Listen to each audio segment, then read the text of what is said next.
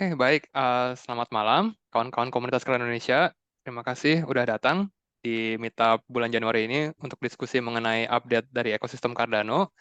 Em, Hari ini saya, Andreas, dan juga dibantu oleh Mbak Fani, dan nanti ada dua speaker lagi, eh, Mas Kaliburn sama Mas Jordi, yang akan memberikan beberapa update juga dari ekosistem.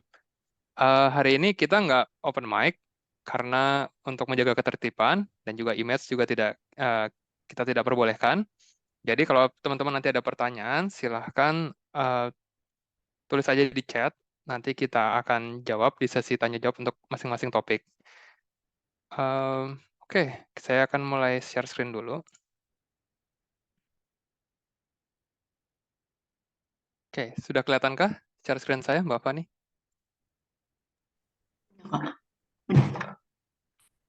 Oke, baik.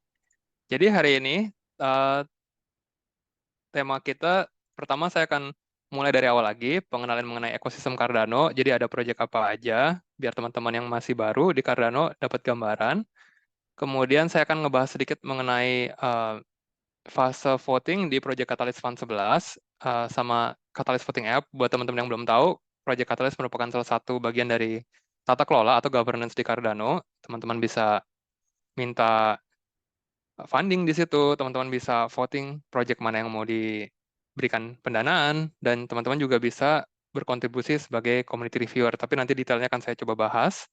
Kemudian nanti habis itu saya akan bahas mengenai Cardano Academy dari Cardano Foundations. Jadi itu adalah platform e-learning untuk belajar mengenai fundamental blockchain dari dasar buat teman-teman yang tertarik sampai mengerti Cardano itu bedanya apa dengan blockchain lainnya.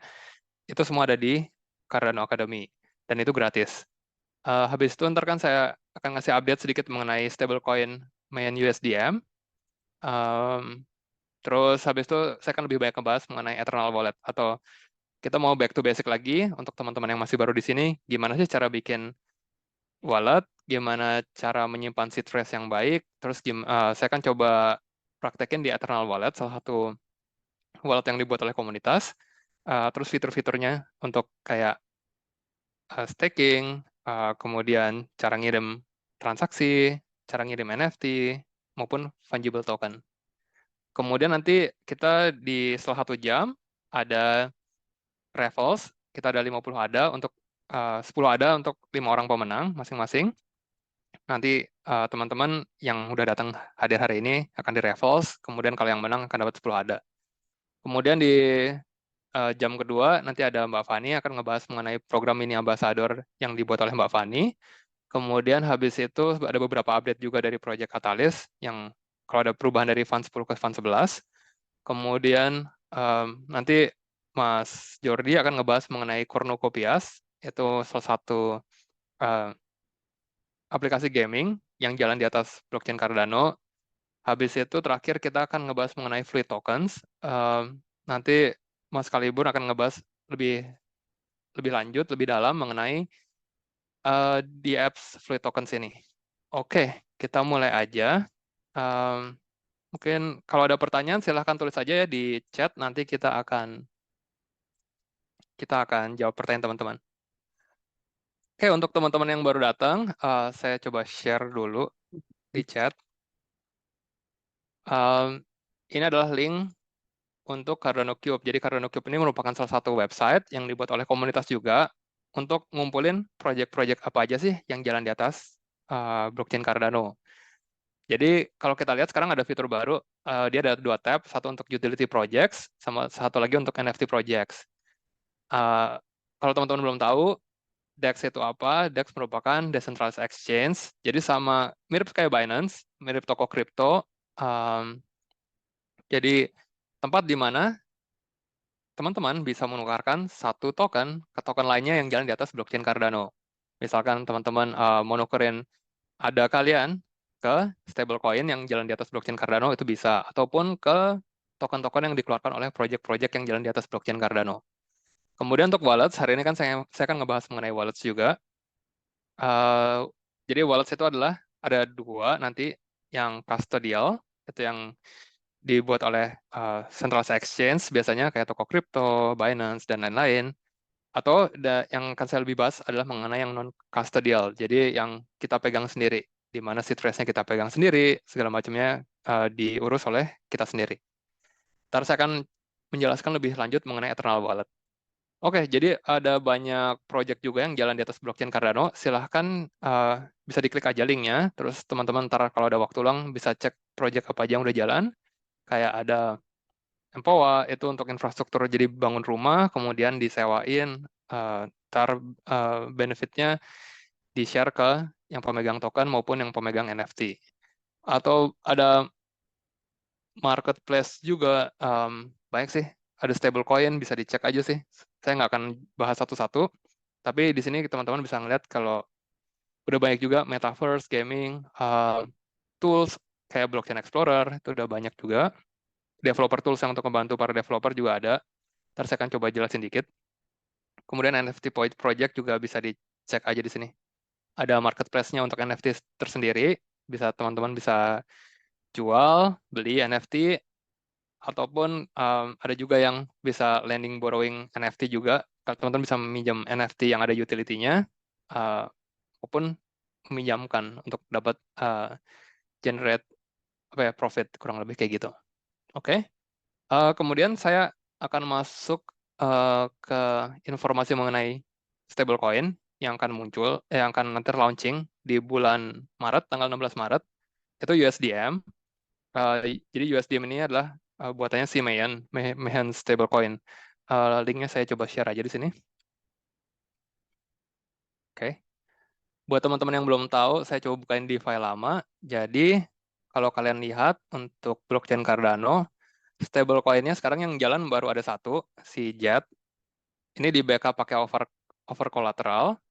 Ada 20 juta USD yang di TVL-nya, total value lock. Nah, bedanya apa sih si USDM stablecoin sama si JET? Kalau JET dia kan pakai over collateral ya. Kalau USDM dia di back-nya pakai USD 1:1. Bedanya itu. Kalau si JET tadi di back pakai ada dengan over collateral. Kalau USDM, taruh di back-nya pakai USD. Kurang lebih gitu. Jadi kita punya pilihan stablecoin lain selain JET. Kurang lebih kayak gitu aja. Kalau dari saya coba share aja Twitter mereka. Kalau ada pertanyaan, silahkan tanya aja lagi di chat. Ntar kan saya akan coba jawab di sesi tanya-jawab setelah ini. Oke. Oke. Saya mungkin akan jelasin dikit tadi. Buat teman-teman yang developer atau tertarik belajar bikin aplikasi di atas blockchain Cardano, bisa cek website developers.cardano.org. Ini semua penjelasan mengenai cara membuat aplikasi smart contract ada di website ini. Terus juga ada builder tools-nya juga, tergantung pemilihan bahasa programming yang kalian mau, kayak JavaScript kebanyakan, atau pakai Java, Kotlin, kalau mau bikin mobile apps, bisa dicek aja sih. Jadi ada API juga kayak Blockfrost yang akan ngebantu teman-teman untuk bisa connect-in aplikasi kalian dengan blockchain Cardano. Oke, saya nggak akan ngebahas lebih lanjut, tapi di sini ada banyak banget. Kalau kalian mau jadi stake pool operator, running stake pool untuk minting, atau kalau di uh, Bitcoin itu dibilangnya jadi miner ya. Kalau di Cardano jadi stake pool operator. Nah, itu juga ada di sini. Silahkan aja dicek. Semua informasinya udah ada. Saya cuman bantu share informasi ini ke teman-teman yang ada di sini. Oke, yang akan saya bahas sebelum masuk ke wallet adalah ini, Cardano Academy. Sebentar.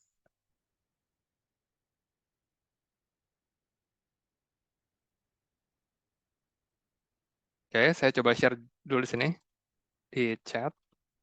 Ini websitenya Cardano Academy. Jadi Cardano Academy ini merupakan aplikasi yang dibuat oleh Cardano Foundations untuk membantu kawan-kawan di luar sana yang tertarik untuk belajar blockchain dari benar-benar dari nggak ngerti apa-apa sampai yang ngerti fundamentalnya seperti apa, basicnya seperti apa, dan kemudian nanti ada lanjutan modulnya untuk belajar mengenai Cardano itu seperti apa, cara bikin wallet di Cardano itu seperti apa, cara connect wallet kalian ke decentralized applications atau di apps di Cardano itu seperti apa itu juga dijelasin di sini. Jadi silahkan aja cek link yang tadi saya kasih, Cardano Academy, itu ada bisa dibuka di mobile juga.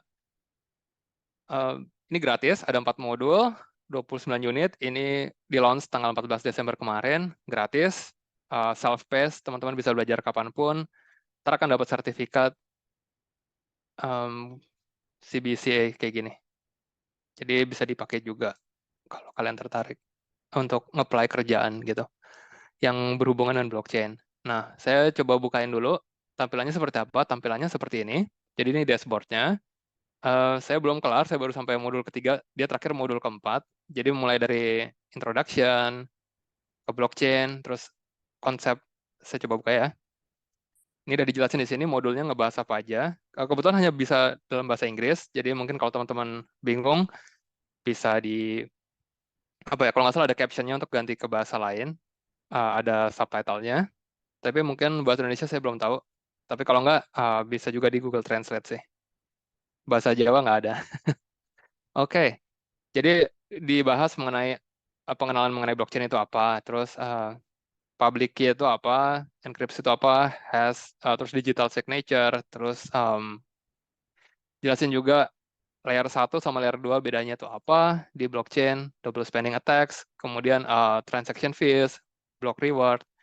Di modul 3 itu kalau nggak salah jelasin mengenai Cardano-nya, tentang gimana sih reward di Cardano, terus konsensus algoritmnya seperti apa, terus komunitas Cardano tuh seperti apa, cara bikin programmingnya gimana, address itu di Cardano bedanya apa. Terus di modul 4 itu lebih ke arah gimana sih cara bikin wallet, cara staking, cara kirim ada, cara nerima ada, terus cara kirim native asset seperti NFT maupun fungible token, terus di apps di Cardano cara connect-nya seperti apa. Jadi ini menarik buat teman-teman yang masih baru, silahkan aja cek gratis. Tadi saya udah kasih linknya ya. Ini saya coba kasih sekali lagi. Jadi silahkan aja dicek. Oke, yang menarik di sini ada kuisnya juga. Teman-teman bisa coba masuk ke kuis, kemudian teman-teman bisa untuk refresh pengetahuan kalian, kalian bisa jawab. Misalkan kenapa sidechain itu lebih nggak aman? Karena ya mereka lebih nggak terdesentralisasi dibandingin layer 1 blockchain. Kayak gitu. Kalau dia yang menariknya ada points dan itu juga ada trofinya juga. Sebenarnya ini cuma buat membantu teman-teman untuk lebih termotivasi. Di sini ada kayak leaderboardnya juga, poin-poin. Ini cara dapetin poinnya juga dijelasin di sini seperti apa. Ini hanya untuk mengebantu teman-teman motivasi aja, tapi nggak hanya fitur tambahan saja. Kurang lebih kayak gitu sih kalau dari saya mengenai si Cardano Academy ini. Oh ya, terima kasih Mbak Nurul infonya. Jadi kebetulan si Cardano Academy ini yang dibuat oleh Cardano Foundations, videonya itu pakai Vimeo, diupload di Vimeo. Sedangkan Vimeo sendiri itu di Indonesia di blok. Kalau nggak salah saya lupa tahun berapa ya, 2016, 2014. Jadi teman-teman kalau uh, pingin ngeliat videonya nanti di modul-modul yang ada. Misalkan saya coba buka dulu deh. Nah, untuk running videonya ini, kalian harus pakai VPN karena kalian di Indonesia. Jadi karena kita di Indonesia dan di blok sama Menkom Info, jadi harus pakai mau nggak mau harus pakai VPN. Kalau nggak, videonya nggak bakal running Vimeo-nya. Terima kasih Mbak Nurul tambahan informasinya. Jadi itu aja sih dari saya mengenai Cardano Academy. Ini gratis buat teman-teman, bisa di running di mobile apps juga. Oke. Kalau ada pertanyaan silakan taruh aja di chat, ntar saya akan coba jawab kalau pertanyaannya uh, di sesi tanya jawab. Saya akan lebih banyak membahas mengenai uh, sebentar. Saya bahas mengenai update dari Fund 11 dulu ya. Oke, saya coba ke home dulu. Saya share dulu sedikit informasi buat teman-teman yang masih baru.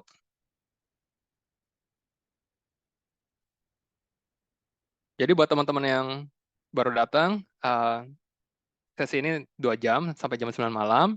Nanti ada raffles setelah 1 jam pertama. Hadiahnya 10 ADA untuk 5 orang masing-masing.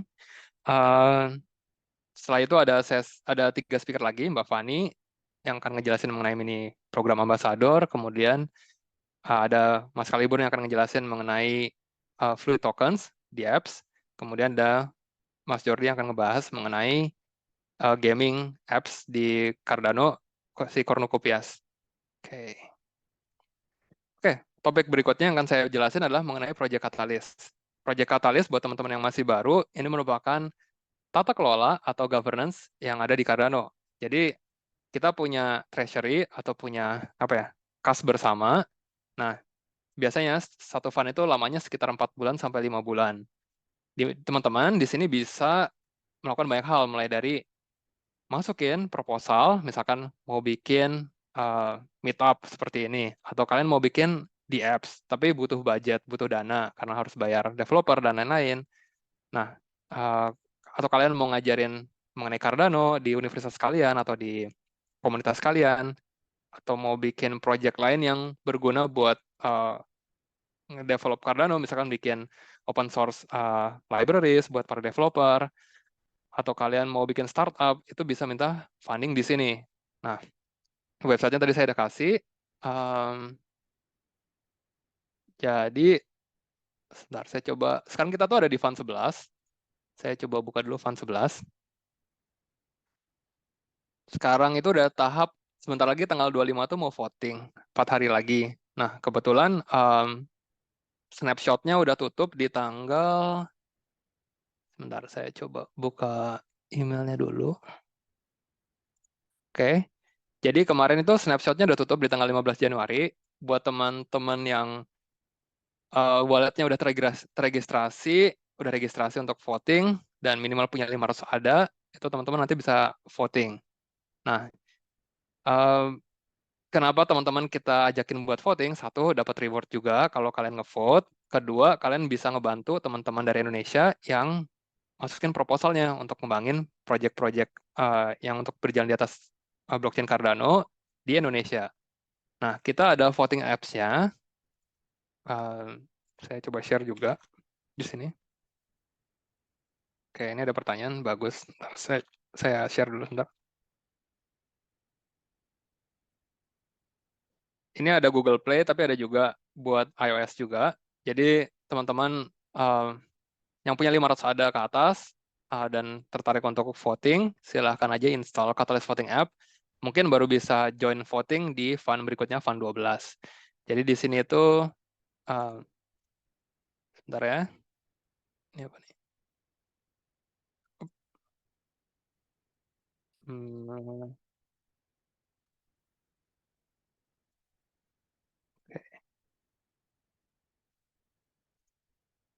Oke, saya... um, Oke, baik. Jadi kalau kalian udah install, nanti kalian konekin wallet kalian ke sini. Registrasinya itu bisa pakai wallet apa aja yang jalan di atas Cardano. Contohnya kayak Eternal Wallet. Itu kalian bisa klik yang ini, tab voting. Um, Kemudian ntar registrasi sih. Kebetulan sekarang registrasinya lagi udah ditutup. Mungkin kan registrasi untuk yang nanti Fund 12. Ntar saya akan jelasin juga. Jadi di voting ini tampilannya seperti ini.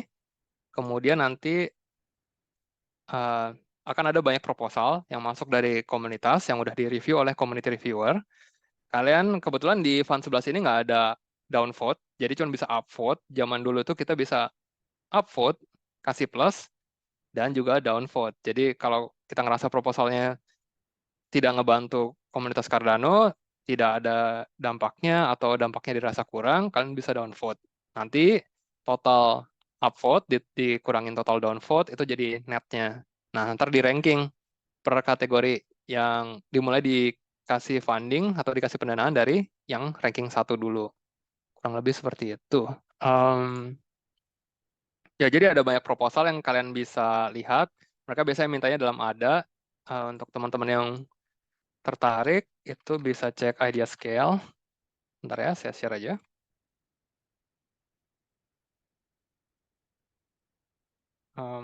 Idea scale. Oke, ini saya udah share di chat. tentang website Idea Scale. Di sini teman-teman bisa melihat di Fund 11 itu ada beberapa kategori. Misalkan kategori open ecosystem ini yang lebih gampang dimasukin oleh teman-teman yang masih baru, karena kita kalau lihat di about-nya, itu lebih ke arah maksimum per proposal itu bisa minta 200.000 ADA.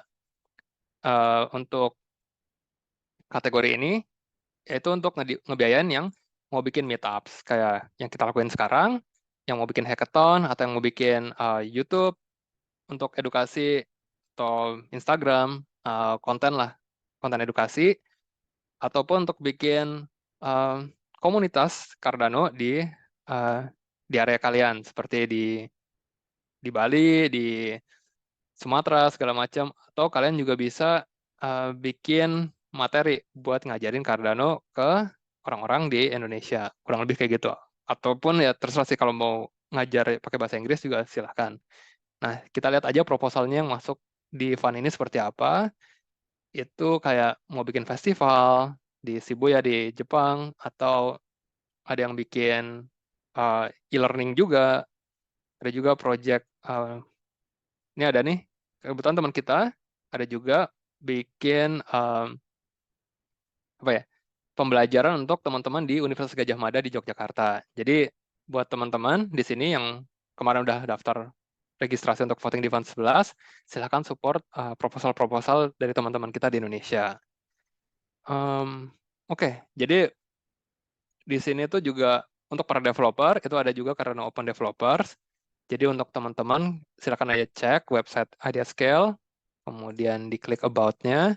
Total budget ada 11.500.000 ada untuk kategori ini. Di sini juga dijelasin maksimum 200.000 ada, maksimum yang bisa diminta per proposal. Kemudian interest-nya untuk teman-teman developer yang mau bikin open source library baru, SDK, Software Development Kit, API, yang bisa dipakai oleh developer-developer lain yang mau bangun di apps atau smart contract di Cardano. Oke, di sini banyak banget sih. Mungkin saya nggak akan jelasin sekarang. Kita nanti akan bikin sesi terpisah untuk menjelaskan mengenai tata kelola atau governance di Cardano. Karena untuk setiap fund, itu kategorinya akan berubah. Jadi kategori untuk fund berikutnya itu bisa berubah tergantung kebutuhan yang ada di komunitas seperti apa. Di fund 10 kemarin itu kategorinya juga beda. Kita harusnya sih bisa ngecek sebentar ya. Saya coba cek ini di fund 10 kemarin. Kategorinya tuh ada untuk SPO, Stake Pool Operator, developer, untuk yang mau bikin DAO, yang uh, ada juga untuk digital identity atau Prism, untuk yang mau bikin project pakai NMKR untuk NFT. Jadi kategori kan selalu berubah. Jadi kita harus tunggu dulu di akhir fund 11, di fund 12 itu kategorinya seperti apa. Kalau teman-teman mau bikin produk juga ada nih, karena untuk use case, misalkan kalian mau bikin ticketing system pakai blockchain Cardano, kalian mau bikin mau bikin decentralized exchange, silahkan. Oke, saya akan coba jawab pertanyaan dulu. Saya coba jawab sebentar. Oke, dari Agus Leonardo. Snapshot apa ya, Mas? Jadi, kalau hmm, saya coba buka sebentar ya. Saya tutup dulu.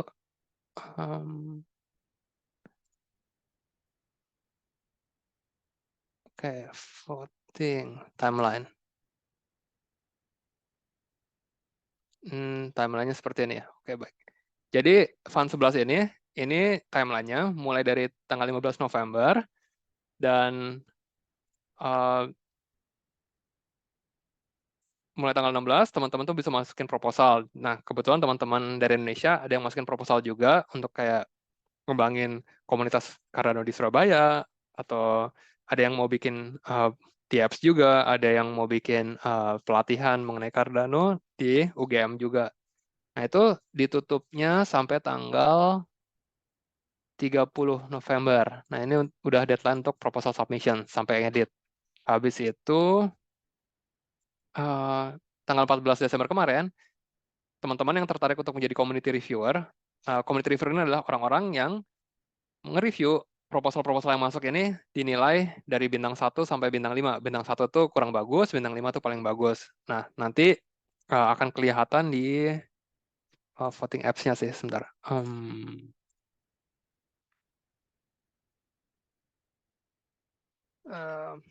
Oke. Kalau ntar teman-teman kalian lihat sini, itu nggak ada gambarnya di sini. Biasanya ada sih kayak, um, kalau kalian buka, ntar ada average review gitu. Kayak misalkan untuk proposal ini, minta budget 9.000 ada, atau proposal ini minta budget 199.000 ada. Ntar ada average review-nya kayak, dia tuh bintang 4, dia tuh bintang 3, bintang 5. Jadi ngebantu teman-teman para voter yang untuk ngasih mau di upvote atau enggak. Kebetulan di fund 11 ini nggak ada downvote, jadi cuma bisa upvote doang. Gitu. Kenapa nggak ada downvote? Soalnya di fund 10 kemarin, ada juga orang-orang yang apa ya, ngedownvote hanya untuk biar proposal-proposal yang ada di kategori itu direndahin, biar proposalnya dia tuh bisa dapat funding lebih gede, lebih lebih duluan, rankingnya dia lebih tinggi. Jadi downvote ditiadakan, cuman hanya ada upvote. Jadi kalian kalau nggak setuju dengan proposalnya, ya udah nggak usah di upvote, nggak usah di voting. Kalian voting yang kalian pengen support aja atau yang kalian rasa berguna buat komunitas Cardano secara global. Oke, tadi sampai timeline ya. Timelinenya itu kemarin registrasi untuk voter itu tanggal 15 Januari kemarin. Nah, ini snapshotnya. Jadi di tanggal 15 Januari ini, Mas August Leonardo, kondisi wallet kalian di tanggal 15 Januari jam 9 malam, 9.45, itu dilihat misalkan kalau di wallet saya yang testnet nih ada 10.000 ada ya. Ya udah ini yang di snapshot. Jadi saya punya 10.000 ada di snapshot, cuman dilihat, oh saya punya 10.000 ada, berarti nanti di katalis ini saya punya voting powernya sebanyak 10.000 suara, kayak gitu. Jadi setiap kali nanti kita vote, itu kalian akan nambahin 10.000 suara ke proposal yang kalian uh, vote. Misalkan saya vote proposal yang ini, Profit Focused Systematic Pricing Structure. Dia akan dapat 10.000 suara dari saya. Tapi saya juga bisa ngevote proposalannya. Jadi untuk setiap proposal yang saya voting, itu mereka dapat 10.000 suara. Semakin besar ada di wallet kalian, pas di snapshot, itu semakin besar voting power kalian. Nah, semakin besar voting power kalian, semakin besar juga reward yang kalian terima. Nah, untuk bisa dapat reward, itu syaratnya, kalau nggak salah, harus ngevoting minimal saya lupa, sekitar 30 sampai 70 30 sampai 70 proposal lah, kurang lebih gitu. Proposalnya kalau nggak salah total ada seribuan sekarang di Fund 11. Saya juga lupa detailnya gimana. Sebentar saya coba cek di sini. Kita lihat aja. Oke, ntar saya akan coba cek dulu berapa sih total proposal yang masuk. Kurang lebih sekitar ada 1.000 lebih sih. Kayak gitu. Nah, semoga ngejawab snapshot itu apa. Snapshot itu nggak ngurangin ada kalian eh, nggak dikurangin apapun adanya, cuma pengen ngeliat aja ada kalian di jam tersebut ada berapa. Oke, kemudian voting nanti dimulai tanggal 25 Januari sampai tanggal 8 Februari. Jadi kan punya waktu sekitar 2 minggu untuk ngevoting. Nanti hasil pemenangnya diumumin di sekitar tanggal 15 Februari pertengahan. Oke, saya coba jawab lagi ya. Ini dari Sylvia Aryani. Mau nanya Bang, kalau misalnya proyeknya gagal gimana? Nah, untuk proposal-proposal yang dapat pendanaan atau funding di masing-masing fund, itu biasanya mereka, project koordinatornya harus laporan setiap bulannya ke Input Output Global atau IOG yang ngejalanin apa ya, yang ngasih funding, yang ngurusin administrasinya dan segala macamnya. Jadi kalau teman-teman itu udah, sebentar di sini ada nggak ya? Jadi kalau nggak ngasih progres, nggak nunjukin bukti bahwa progres kalian jalan, itu pendanaannya di stop. Nah, pendanaan ini nggak langsung dikasih lump sum di depan, misalkan kalian minta 100.000 ada, nggak semuanya dikasih di depan, tapi dikasih per progress. Misalkan kalian bikin milestones gitu. Untuk bulan ini, kita mau hasilnya seperti apa, syaratnya seperti apa, diceknya seperti apa, itu ada. Kalau nggak memenuhi syarat itu, kalian nggak dapat budget buat bulan berikutnya.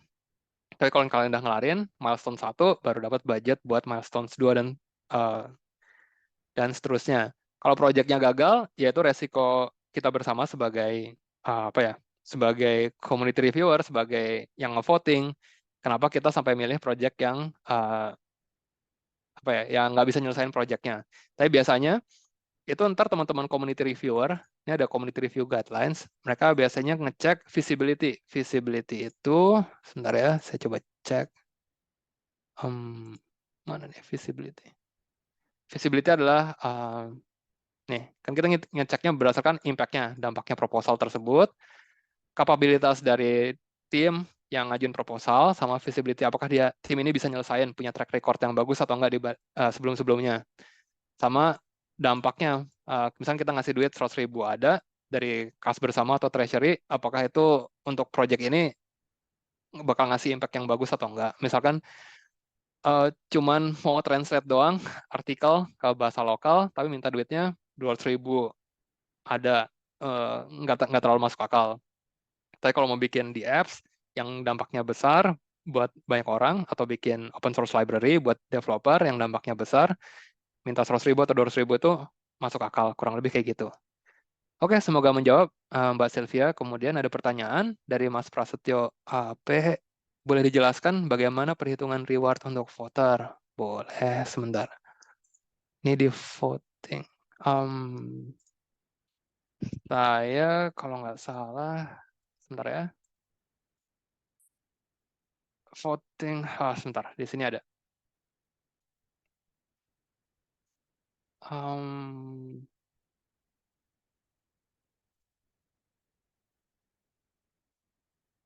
Oke, tadi di mana? Di sini font 11 ya.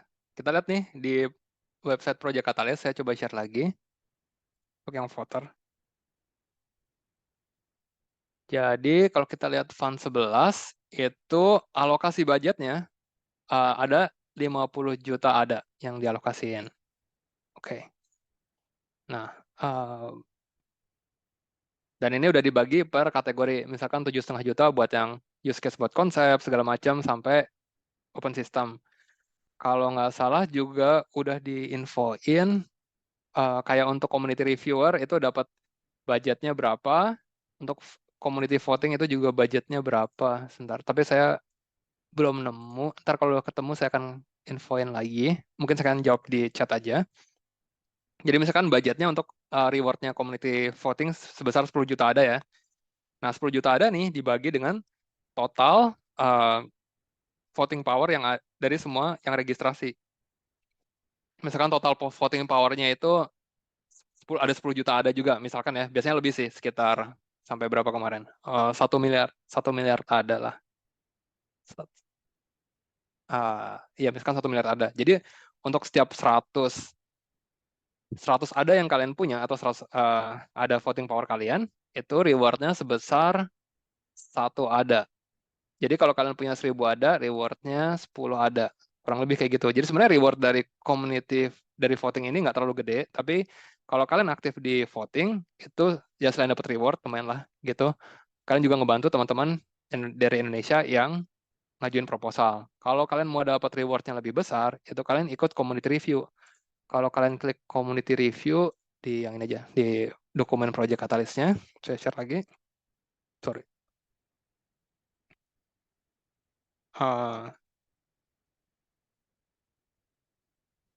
Kalau di sini reward-nya ya, sebentar. Ini review reward.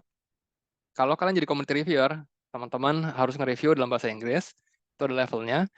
Kalau level 0, yang masih baru, itu biasanya dapat 25 ada per review. Jadi kalau kalian, biasanya dialokasin sih, kalau untuk yang masih baru, biasanya dapat sekitar 30 proposal yang harus direview. Kalau level 1 tuh biasanya dikasih sekitar 80 proposal, tapi masih bisa nge-review lagi kalau mau di luar yang 80 itu. Kayak gitu. Nah, yang kalau level 2, biasanya dia akan ngecek hasil review dari level 0 dan level 1. Jadi level 2 ini biasanya adalah level 1 yang udah ngikutin fun-nya sekitar 2 kali atau 3 kali, dan dipercaya untuk jadi level 2. Jadi untuk ngecek apakah review yang dikasih oleh level 0 dan level 1 tuh bukan dibuat oleh AI, nggak ngejelek-jelekin proposal, kayak gitu-gitu sih. Jadi ada reward-nya untuk level 1 itu biasanya bisa sampai 50 ada per allocated review. Kalau untuk level 0, maksimum 25 ada per review. Kurang lebih kayak gitu. Oke, saya coba jawab pertanyaan lagi. Oke, sebentar. Bang, nanti minta videonya Bang pakai... Ya, videonya ini nanti untuk sesi ini, kita akan record di cloud, nanti kita akan upload di YouTube channel Komunitas Cardano Indonesia. Oke. Kemudian pertanyaan berikutnya, oke, baik. Ini ada pertanyaan dari Mas Andi, proposal yang bisa di-vote bisa punya sendiri atau alokasi random? Proposal yang bisa di-vote bisa punya sendiri, bisa juga proposal apapun. Semua proposal bisa kalian vote. Mau proposal kalian yang kalian masukin sendiri, atau proposal yang punya orang lain. Kayak gitu. Jadi kalau memang oke, ya silahkan aja di-vote. Oke, semoga menjawab. Pertanyaan dari Blue Force, untuk saat ini, apakah bisa dicek hasil moderasi dari level 2 terhadap review level 0 atau level 1? Biasanya bisa dicek, tapi untuk sekarang nggak bisa. Harus nunggu, apa ya, jadi setelah level 0 dan level 1 itu bikin review, habis itu level 2 dikasih waktu 2 minggu untuk ngecek hasil review level 1 dan level 0. Dan hasil pengecekan dari level 2 itu dibuka untuk publik, untuk dicek. Kayak misalkan, kenapa sih level 2 ini okein hasil review dari level 0 atau level 1. Kalau level 0, level 1 tuh anonimus, orang kita nggak bisa tahu siapa dia. Tapi kalau level 2 tuh namanya pasti muncul. Misalkan kayak saya, Andreas, saya jadi community reviewer level 2, itu namanya kan muncul, Andreas. Terus kemudian ini hasil review saya terhadap level 0 dan level 1. Itu bisa dicek, ada Google Sheet-nya nanti yang bisa dicek. Semoga ngejawab Mas Blue Force. Kemudian ada pertanyaan juga dari Mas Abe. Halo, sorry kemarin saya sudah coba review proposalnya. Ada beberapa yang memang proyeknya itu umum, sehingga saya bisa review dengan background masing-masing orang, yang tidak harus terlalu spesifik, tapi kebanyakan proyek proposal itu memang baik istilah, dan memang orang yang harus latar belakangnya itu lebih ke IT dan sekitarnya mungkin ya. Oke, jadi untuk Mas Abe, kalau kalian ke Idea Scale, jadi untuk teman-teman yang tertarik untuk jadi community reviewer dan mendapatkan reward di Fund 12, nanti bisa bikin account dulu di Idea Scale. Kemudian kalau kalian klik kemarin mana ya? Jadi mungkin nggak ada di sini. Jadi kayak kalian itu waktu nge-apply sebagai community reviewer itu ada topik-topik yang kalian yang akan dialokasiin ke kalian. Misalkan kayak ini kan ada 1, 2, 3, ada banyak kategori. Misalkan kalau kalian tuh bukan developer ya jangan ngeklik apa ya, jangan masukin bahwa kalian bisa nge-review proposal yang ada di developer. Kalau kalian masih baru, mungkin ya itu ngecek proposal yang ada di Cardano Open Ecosystem, atau soalnya kalau udah masuk use case atau developer itu emang lebih teknikal. Nah, gimana biar teman-teman yang masih baru juga bisa ngerti sedikit teknikal, mungkin nggak terlalu dalam ya. Kalian tadi yang saya bilang belajar aja fundamentalnya di Cardano Academy, ini gratis. Sekali lagi saya akan share juga untuk teman-teman yang baru datang. Jadi ada Cardano Academy, ini adalah, saya udah share linknya di chat. Ini adalah aplikasi web apps, bisa juga di mobile apps. Kalian bisa belajar gratis mengenai fundamental, mengenai atau basicnya blockchain itu apa, blockchain secara advance itu gimana, bedanya Bitcoin, Ethereum, Cardano, dan blockchain layer satu lainnya apa. Kemudian kalian akan pelajarin juga blockchain Cardano, mulai dari basic sampai kalian bisa ngerti cara bikin wallet, connect ke di apps, dan lain-lain. Jadi ya, belajarin Cardano dari Cardano Academy ini akan ngebantu kalian untuk bisa ngejawab pertanyaan-pertanyaan atau bisa nge-review proposal dari yang dialokasin ke kalian. Jadi sekali lagi untuk Mas ada siapa? Untuk Mas Abe, waktu apa ya? Waktu apply untuk jadi community reviewer, tolong dipilih yang challenge yang kalian bisa review aja sih, kayak gitu. Oke, pertanyaan berikutnya dari Mas Bobby Inggas. Maaf nggak relevan. Next call bahas Voltaire, Sanchonet, dan D-Reps. Oke, menarik juga sih. Buat teman-teman yang belum tahu, Cardano itu dibagi jadi 5 era. Era pertama, sekarang kita ada di era Basho, itu udah era keempat, di mana kita mau naikin apa ya, kecepatan dan juga scalability-nya Cardano.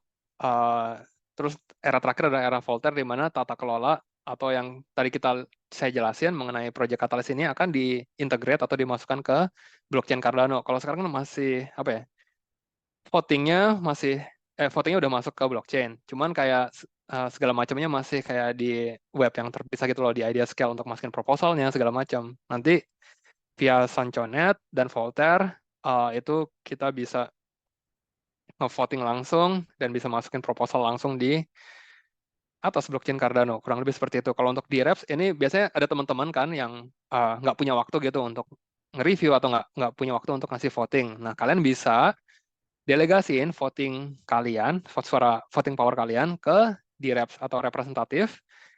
Kalian tetap dapat reward sebagai voter, tapi di Reps yang kalian tunjuk itu akan milihin voting buat kalian. Jadi kayak misalkan teman-teman nggak punya waktu, kemudian saya jadi di Reps, teman-teman bisa nunjuk saya sebagai di Reps, misalkan Mbak Fani punya 5.000 ada, dia punya 5.000 suara. Dia bisa nunjuk saya sebagai representatif, saya akan milihin vote-nya untuk Mbak Fani mau proposal mana aja yang saya tunjuk. Nah, di Reps ini dibayar dari sama siapa? Di Reps dibayar oleh input-output global. Jadi, teman-teman yang delegasiin ke di Reps tetap dapat voting reward yang udah dialokasiin. Kurang lebih gitu. Oke, thank you Mas Bobby. Mungkin kita akan bahas Sanchonet berikutnya. Saya juga belum mencoba secara detail, tapi udah saya coba baca-baca sih dokumentasinya. Oke. Ini ada, Mas Kaliburn. Oke. Dari Sylvia Aryani, mau konfirmasi, berarti setiap 100 ada kalau berhasil, kalau udah ngevoting sekitar 30 sampai, ya misalkan saya lupa harus ngevoting berapa untuk voter, misalkan anggap aja 60 atau 70, itu dapat satu ada. Nah ini nggak pasti ya, tergantung. Kalau misalkan di Fund 12 alokasi budget buat reward voternya lebih gede, ya jadi tergantung rewardnya berapa dibagi jumlah total voting powernya gitu. Kalau yang voting semakin sedikit, berarti ya rewardnya semakin besar. Kalau rewardnya ditambahin, ya rewardnya juga semakin besar kayak gitu ya. Jadi tinggal ngelihat aja di fund 11, nanti bisa dicek aja di mana ya tadi? Sorry. Di Project Catalyst ini rewardnya itu seberapa besar sih buat misalkan di fund 10 saya juga ada 400.000 wallet yang ngevote, ada 1.467 proposal, kurang lebih kayak gitu. Saya di sini sih nggak kelihatan sih total reward buat voternya berapa. Tapi bisa dicek dan itu terbuka buat publik kayak gitu. Dari Mbak Nurul, untuk yang di UGM tadi nama proyeknya apa nih? Kebetulan ada proposernya Mas Kiga. Jadi ada itu satu, kemudian yang dari UGM ada satu lagi dari Mas Jan Tirta juga. Dia untuk ngajarin apa? Ngajarin development lah untuk mahasiswa UGM. Oke. Thank you Mbak Nurul dan Mas Giga. Kemudian, sebentar ya, saya coba jawab lagi. Habis itu saya masuk ke wallet dulu. Dari Mas Blue Force, setelah Fund 11 selesai, berapa lama transisi ke Fund 12? Mungkin bisa diambil kasus dari yang Fund sebelumnya. Oke, biasanya sih kalau Fund 11 sudah kelar, tadi kita coba cek dulu timeline-nya. Sorry. Kita coba buka Fund 11 timeline-nya, dia kelar di hasilnya kan muncul tanggal 15 Februari. Terus habis itu di Maret masih harus onboarding para proposer yang ke funding proposalnya di Fund 11. Kurang lebih untuk Fund 12 biasanya mulai setelah onboarding ini kelar. Mungkin baru mulai di April awal. Jadi untuk teman-teman yang tertarik untuk jadi voter, untuk masukin proposal, mau jadi community reviewer, itu silahkan aja. Nanti tunggu aja di bulan April awal. Paling cepat juga Maret akhir, tapi menurut saya sih biasanya April awal. Semoga menjawab. Nanti kita juga ada sesi-sesi untuk ngejelasin gimana sih cara bikin proposal, cara submit proposal seperti apa, kemudian gimana cara jadi community reviewer level 0, level 1, dan juga gimana cara jadi kerjanya community reviewer level 2 itu apa. Itu biasanya kita ada sesi terpisah untuk ngejelasin mengenai tata kelola atau Project Catalyst di Cardano. Semoga menjawab. Oke, dari Mas Elga, bagaimana cara mendelegasikan vote ke DREP, Decentralized Representative? Kebetulan itu belum mulai, itu baru wacana. Udah dibuat di Sanchonet, mungkin baru diimplementasikan di Fund 12, paling cepat. Nanti kalau ada informasi lagi yang terbaru, gimana cara ngedelegasiin, saya akan informasikan di update ekosistem Cardano di bulan Februari, mungkin di bulan April, kurang lebih kayak gitu. Karena votingnya mungkin baru di bulan Juni, Juli. Jadi kita masih punya waktu. Sementara ini belum ada informasi. Oke, semoga menjawab. Kayaknya saya udah jawab semua. Di sisa waktu 13 menit, saya akan coba ngejelasin mengenai wallet. Jadi buat teman-teman yang uh, tadi udah ngecek di awal mengenai ekosistem Cardano itu ada apa aja proyeknya yang jalan. Salah satunya ada kategori wallet. Jadi ada banyak wallet yang dibuat oleh komunitas maupun dibuat oleh Input Output Global maupun Emurgo dari entitas resminya Cardano. Seperti Daedalus Wallet ini dari Input Output Global. Kemudian ada uh, Yoroi Wallet itu dari Emurgo. Awalnya seperti itu. Kemudian Input Output Global juga bikin Let's Wallet. Let's Wallet itu tampilannya lebih sederhana dan tapi fiturnya nggak. Mas, fiturnya gimana ya? Ini untuk pemula sih. Kalau kalian mau cek bisa install aja Let's Wallet, kurang lebih kayak gini. Oke, saya hari ini kan ngebahas mengenai Eternal Wallet. Kenapa saya pilih Eternal? Karena dia tuh yang fiturnya paling lengkap menurut saya sejauh ini dan saya cukup suka sama Eternal. Oke, buat teman-teman yang tertarik itu biasanya kalau saya kalau nggak salah di Meetup sini saya udah kasih juga linknya. Jadi silakan aja cek Meetup event. Tapi saya coba share lagi di sini. Oh, sorry di chat. Yang tertarik pakai Eternal Wallet, silahkan aja. Itu dia Chrome Extensions, juga ada mobile apps-nya. Saya coba ya. Eternal Wallet Mobile Google Play.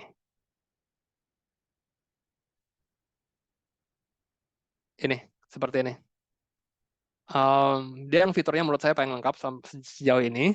Tapi kalau teman-teman nggak terlalu perlu fiturnya Eternal, ya mungkin bisa pakai yang lebih mudah tampilan user interface-nya. Kurang lebih kayak gitu. Ini saya share, bisa dicek aja sih di Google Play kalian. Oke, saya mulai aja. Standar, kalau kalian ke Eternal-nya, ini tampilan awalnya.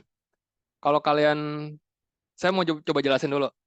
Mungkin banyak teman-teman di sini yang belum tahu kenapa sih harus punya wallet sendiri. Saya kan kalau buka account di exchange, kayak di toko kripto, atau di Binance, atau di Coinbase, itu saya juga udah punya wallet kok di situ. Nah, bedanya, wallet yang kalian punya di, kita bilangnya Central Exchange, atau CEX, itu adalah custodial wallet. Kalian nggak pegang seed phrase-nya, kalian nggak pegang apa ya 24 katanya itu. Jadi walletnya tuh dipegang oleh exchange. Kalau exchange-nya sampai tiba-tiba scam, tutup, udah koin kalian hilang semua. Kayak gitu. Akses ke koin kalian hilang semua. Nah, ada yang namanya non-custodial wallet. Itu yang saya akan jelasin hari ini adalah wallet yang seed phrase-nya, key-nya itu kalian pegang sendiri. Nah, cara ngebuatnya gampang aja. Ini ada klik add wallet.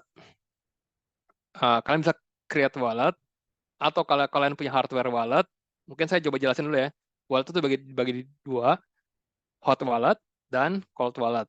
Cold wallet itu contohnya seperti apa? Saya bisa jelasin Ledger Nano S deh misalkan. Uh, Bentuknya seperti ini nih, kurang lebih. Jadi dia hardware wallet, harganya bisa dicek. Kalau nggak itu mungkin bisa Trezor One. Biasanya yang dipakai Trezor Model One atau Ledger Nano S atau Ledger Nano X. Kalian bisa cek sendiri di Tokopedia maupun di banyak lah yang jual di Indonesia juga.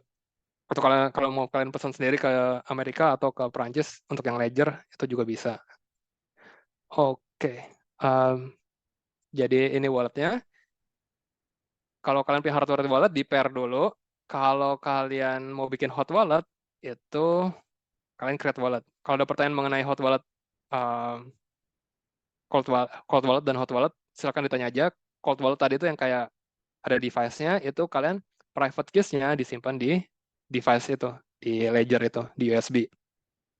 Kalau hot wallet, itu seed phrase-nya kalian tulis di kertas. Oke, kita create wallet misalkan ya. Ini saya running, kalau di kanan bawah ini ada pilihannya. Mainnet itu di mana yang Cardano mainnet, net yang beneran. Saya nyobanya di pre-production testnet, di testnet aja buat sekedar ngejelasin ke kalian. Misalkan saya bikin wallet baru, namanya bebas aja sih. Passwordnya bebas aja, misalkan 1234. 1234. Oh, harus 12 ya? Ya udah. Saya kasih password bebas aja. Bentar. Kalau udah bikin, biasanya nanti akan muncul kayak gini, dikasih recovery phrase. Nah, ini teman-teman harus benar-benar hati-hati di sini, karena 24 kata atau 24 seed phrase ini harus kalian tulis, atau kalau kalian bisa ngafalin ya lebih bagus, tapi ya biasanya ditulis di kertas aja. Kalau orang lain sampai ngelihat atau punya, saya sih nggak saranin kalian nge-screenshot terus ditaruh di HP atau nge-screenshot ditaruh di harddisk ya, karena kalau harddisk kalian sampai dihack orang atau HP kalian dihack orang, kemudian atau seed phrase kalian ini ketahuan orang lain, ya mereka bisa aja masukin seed phrase-nya, terus wallet kalian tuh di recover, kemudian mereka tinggal ngambil uh, ada maupun aset yang ada di wallet kalian untuk blockchain apapun, Bitcoin, Ethereum, Solana, dan lain-lain. Jadi pastikan bahwa uh, laptop kalian nggak kena hack, pastiin ini langsung ditulis aja di kertas, kertasnya juga jangan sampai hilang. Biasanya ada beberapa tools juga, misalkan biasanya pakai metal sih, misalkan saya coba ya, kayak gini sih bentuknya. Kayak gini nih, kalian tulis aja di plat, atau biasanya ada juga yang udah ngasih hurufnya kayak gini, kalian simpan. Biasanya lebih anti kalau kena banjir segala macam. Kalau kertas disimpan di plastik juga, kayak gitu-gitulah. Jadi kalau bisa disimpan di safety box atau gimana pun cara kalian ngesimpannya, kayak gitu. Ini cuma sekedar informasi aja. Nah, setelah seed phrase yang ada di sini kalian tulis, saya nggak akan tulis nih, saya cuma bikin aja.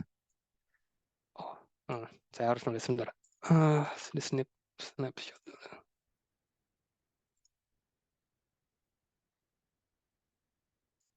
Oke lah, misalkan anggap aja kita udah bikin ya. Kalian udah bikin, udah save, terus biasanya harus kayak masukin lagi password, masukin lagi 24 seed phrase-nya untuk mastiin. Saya nggak jadi bikin, anggap aja saya udah bikin nih. Saya udah bikin, kemudian ini tampilannya seperti ini. Saya ada 10.000 ada, misalkan, ini testnet ada. Biasanya setelah itu saya dari Binance atau dari Central Exchange lainnya seperti toko kripto, saya kirimkan ke wallet saya. Nah, gimana sih cara tahunya untuk wallet address saya? Nah, ini ada receive di sini. Nah, ini wallet address saya. Biasanya mulai dari ADDR1. ADDR1. Kalau ini karena testnet ada tulisannya ADDR TS1 dan lain-lain. Jadi biasanya kalian copy, kemudian misalkan kalau kalian mau kirim, saya coba deh. Bentar ya, saya coba buka les wallet saya. Misalkan saya mau ngirim nih ke Mbak Fani. Mbak Fani misalkan baru bikin wallet nih, testnet Daedalus. Saya pakai les wallet. Saya mau ngirim nih, ini juga testnet. Saya send, masukin aja wallet address-nya. Oke. Kalau di les wallet kalian bisa save juga sih. Misalkan ini testnet Daedalus. Kalau mau di-save silahkan, kalau nggak ya nggak apa-apa juga. Terus masukin aja mau ngirim berapa, misalkan saya mau ngirim 5 ada. Atau mau ngirimin token atau NFT juga bisa diklik. Kemudian bisa juga ditaruh di note test sending tiada. Yuk, confirm, masukin passwordnya. Oh, ntar saya juga lupa. Ini wallet yang mana sih? Oke, misalkan saya mau ngirim ke sini deh, dari sini ke sana ya. Saya klik receive-nya dulu. Saya copy wallet address-nya. Oke, kalau misalkan mau ngirim dari Eternal nih ke wallet lain, Kalian tinggal klik aja send. Di Eternal, kenapa saya sukanya? Kalian bisa ngirim lebih dari satu uh, address. Misalkan saya masukin nih ke sini, saya mengirim 5 ada. Terus saya mau nambah lagi resepien. Misalkan saya mau ngirim ke Mas Kaliburn, saya mau ngirim ke Mbak Nurul, tinggal diklik add resepien, terus masukin aja address yang lain. Kayak gitu. Atau di sini juga bisa, kalau kalian punya ada handle, bisa masukin ada handle yang misalkan, kayak gini. Itu bisa di-resolve, langsung muncul. Nih, misalkan kalau teman kalian punya ada handle, tinggal masukin aja ada handle-nya, langsung muncul wallet-nya dia. Dan kalian bisa ngirim, misalkan, saya ngirim 3 ada. Nah, terus bisa tambahin message juga di sini. Misalkan testing, sending the ADA. Oke. Terus tinggal saya klik send, masukin spending password yang udah kalian bikin di awal. Kalau spending passwordnya lupa, nggak masalah. Selama kalian ingat 24 seed phrase, kalian tinggal recover lagi wallet kalian. Kan saya coba jelasin gimana cara recovernya. Tapi tinggal masukin aja passwordnya yang tadi kalian udah bikin. Di sini kalian bisa cek lagi nih, saya akan ngirim 8,18 ada dengan fee-nya sebesar 0,18. Nah, fee ini ada hitungannya. Saya udah pernah jelasin, tapi paling rendah itu 0,17. Semakin banyak data yang dikirim, misalkan NFT, ngirim apa ya? Ngirim transaksi yang ada smart contract-nya, biasanya fee-nya akan semakin gede. Nah, ini bisa dilihat, saya nggak akan ngejelasin soal UTXO, kalian bisa belajar di Cardano Academy, tapi kurang lebih kayak gini, terus tinggal desain aja. Kalian sign transaksi kalian. Oh, sorry. Desain. Password saya salah sebentar.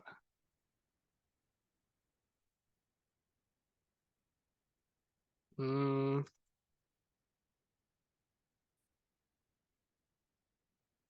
sorry. Ini beda lagi passwordnya. Bener.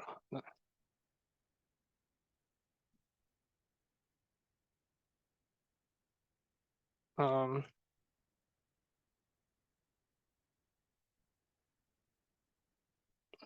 Sebentar ya. Saya... Oke. Ini passwordnya beda. Hmm, saya coba cek dulu. Tapi kurang lebih kayak gitu. Saya lupa nih bikin walletnya udah lama yang testnetnya. Oke. Passwordnya ini.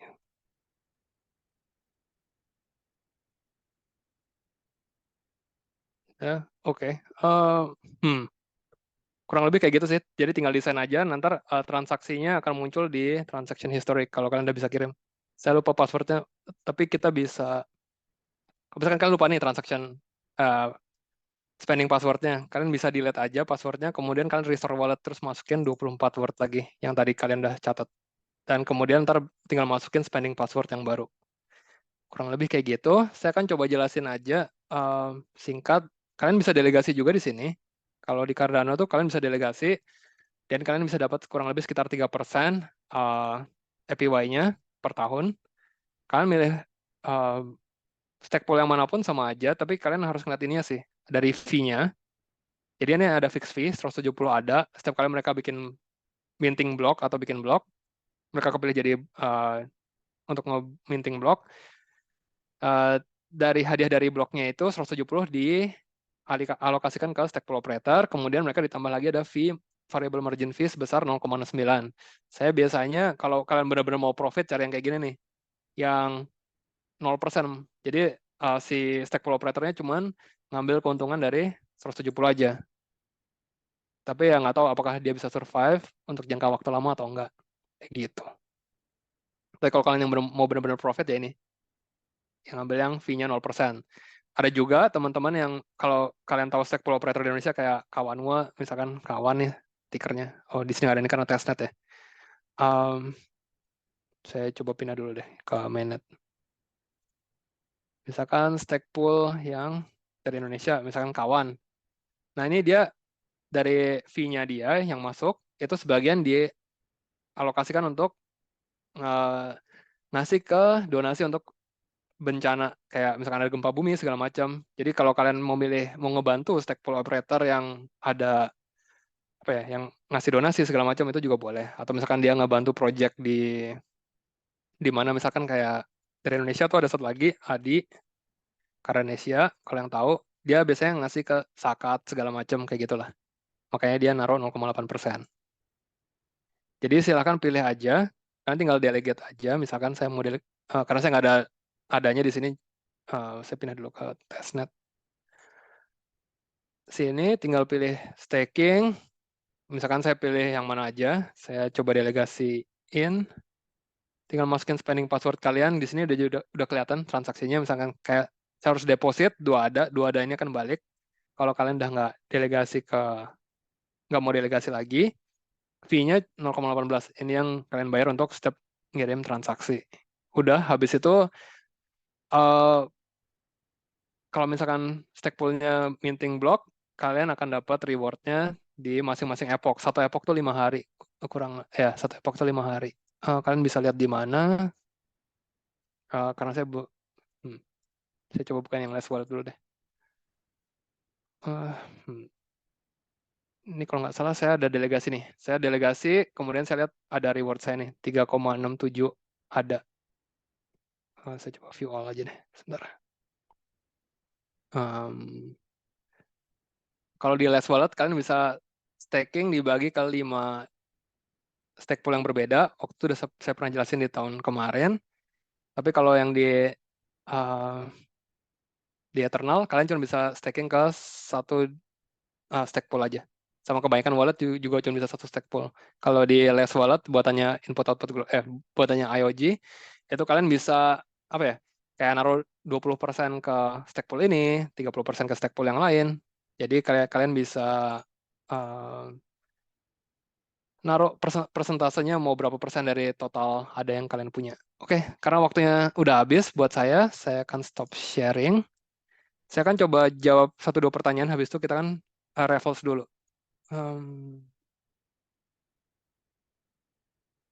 Oke, ini pertanyaan dari Sylvia. Seed phrase metalnya tuh ada yang jual di Indonesia. Sebenarnya kalian nggak perlu sih, tinggal beli aja lempeng baja di tukang las. Kemudian apa ya? Kalian beli yang palu sama yang cap hurufnya itu kalian ketok sendiri juga bisa. Kalau mau murah. Oke, oke, oke. Mungkin nggak ada pertanyaan. Kalau ada pertanyaan bisa tanya juga di Telegram grup kita. Telegramnya ada di meetup event kita di deskripsi, jadi silahkan aja. Kurang lebih itu aja dari saya untuk hari ini.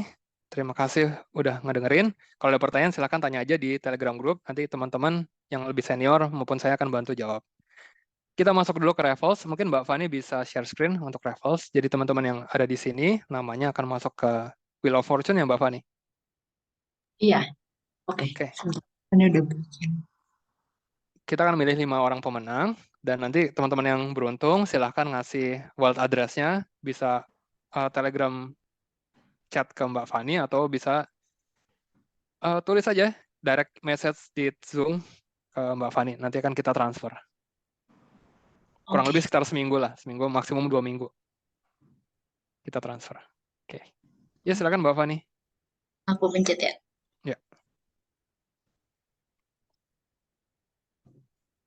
Buat yang kepilih, ntar mohon tulis di chat kalau masih hadir. Kalau nggak hadir, kita putar lagi biar teman-teman yang lain dapat. Dani. Oke, Dani, mungkin bisa raise hand atau bisa tulis di chat. Masih Dani adakah? masih Dan oke, angkat tangan. Congrats, Mas Dani. Bisa lanjut lagi? Oke, Dani.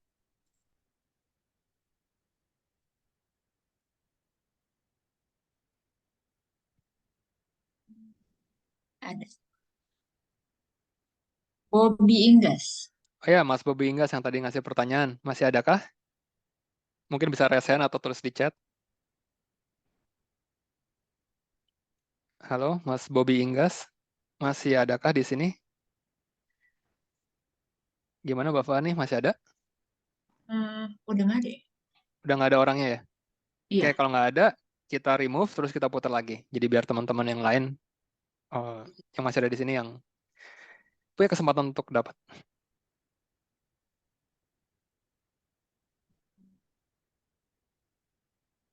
Blue Force. Oke, Mas Blue Force masih adakah? Mungkin bisa tulis di chat. Oke, masih ada. Ada. Congrats. Masih ada ya. nanti bisa langsung kontak Mbak Fani untuk bisa dapat 10 ADA. Oke, kita pilih pemenang ketiga.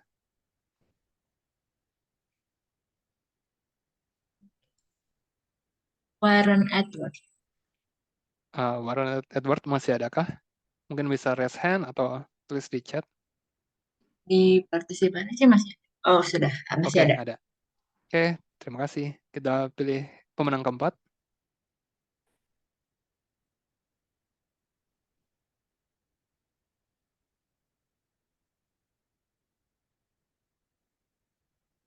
Oke, Chevelle masih adakah?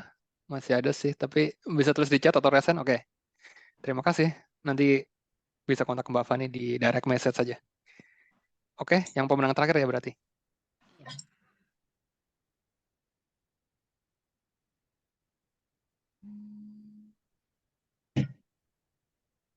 Yes. Bisa. Oke, Reza dari Morpholabs masih adakah? Mungkin bisa raise hand atau tulis di chat.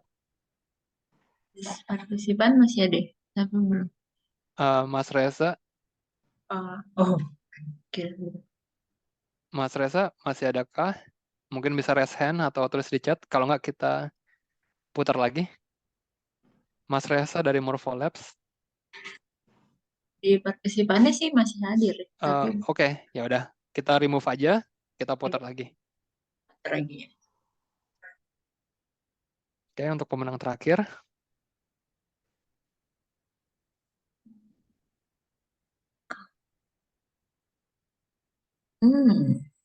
Udah nggak ada Mas sih Calvin masih ada? Nggak ada. Kalau nggak ada, remove aja. lagi. Oke, kita coba putar lagi ya. Sambil istirahat dulu.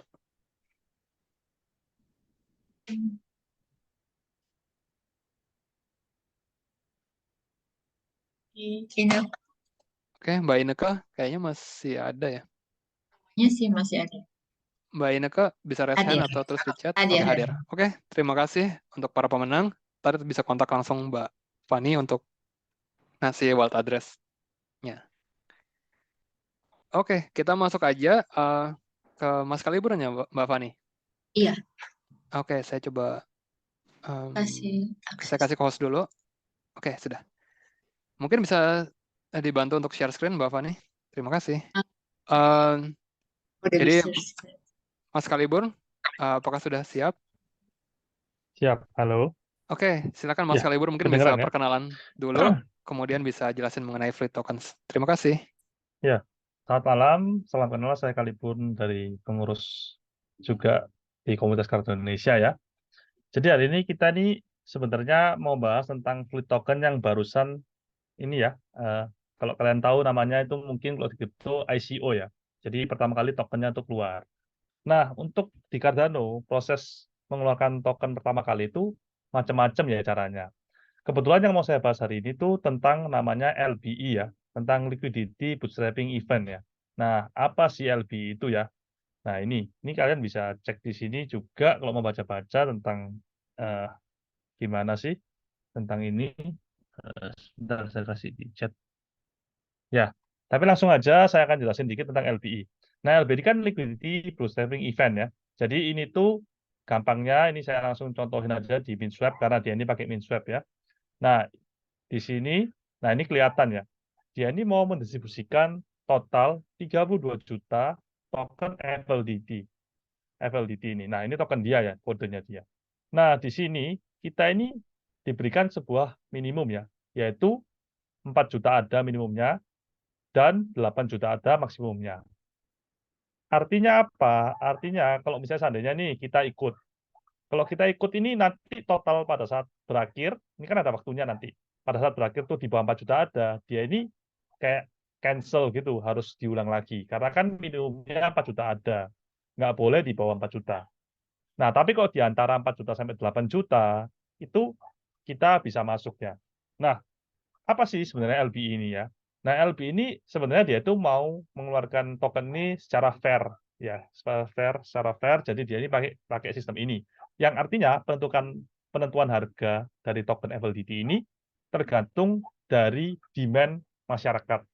Nah, Jadi kalau banyak, sampai misalnya maksimum raise-nya 8 juta Cardano, ya nanti harganya juga menyesuaikan. Contohnya, kebetulan ini maksimum ya, 8 juta total raise-nya, jadi udah maksimum, itu harganya 0,25. Nah, tapi seandainya, misalnya itu sampai waktu yang ditentukan tuh cuma 4 juta aja, nggak sampai 8 juta.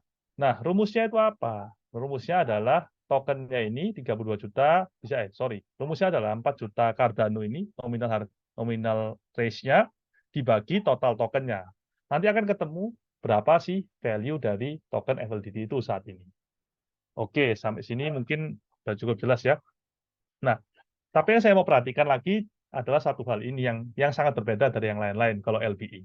Kalau LBI ini token kalian tuh tidak langsung kalian dapatkan ya. Seperti kalian misalnya mau beli. Misalnya kita beli 1000 Cardano, langsung dapat kan biasanya 1000 Cardano juga token tersebut. Nah, kalau di LBI ini tidak seperti itu. Tapi dia itu bakal masuk ke liquidity di sini ya. Di liquidity min swap ini nanti. Jadi kalian dapatnya tuh bakal setengah token FLDT dan setengahnya tuh masih dalam bentuk Cardano. Jadi misalnya kita masuk 2000, yang dibelikan FLDT itu cuma 1000 aja, bukan 2000-nya.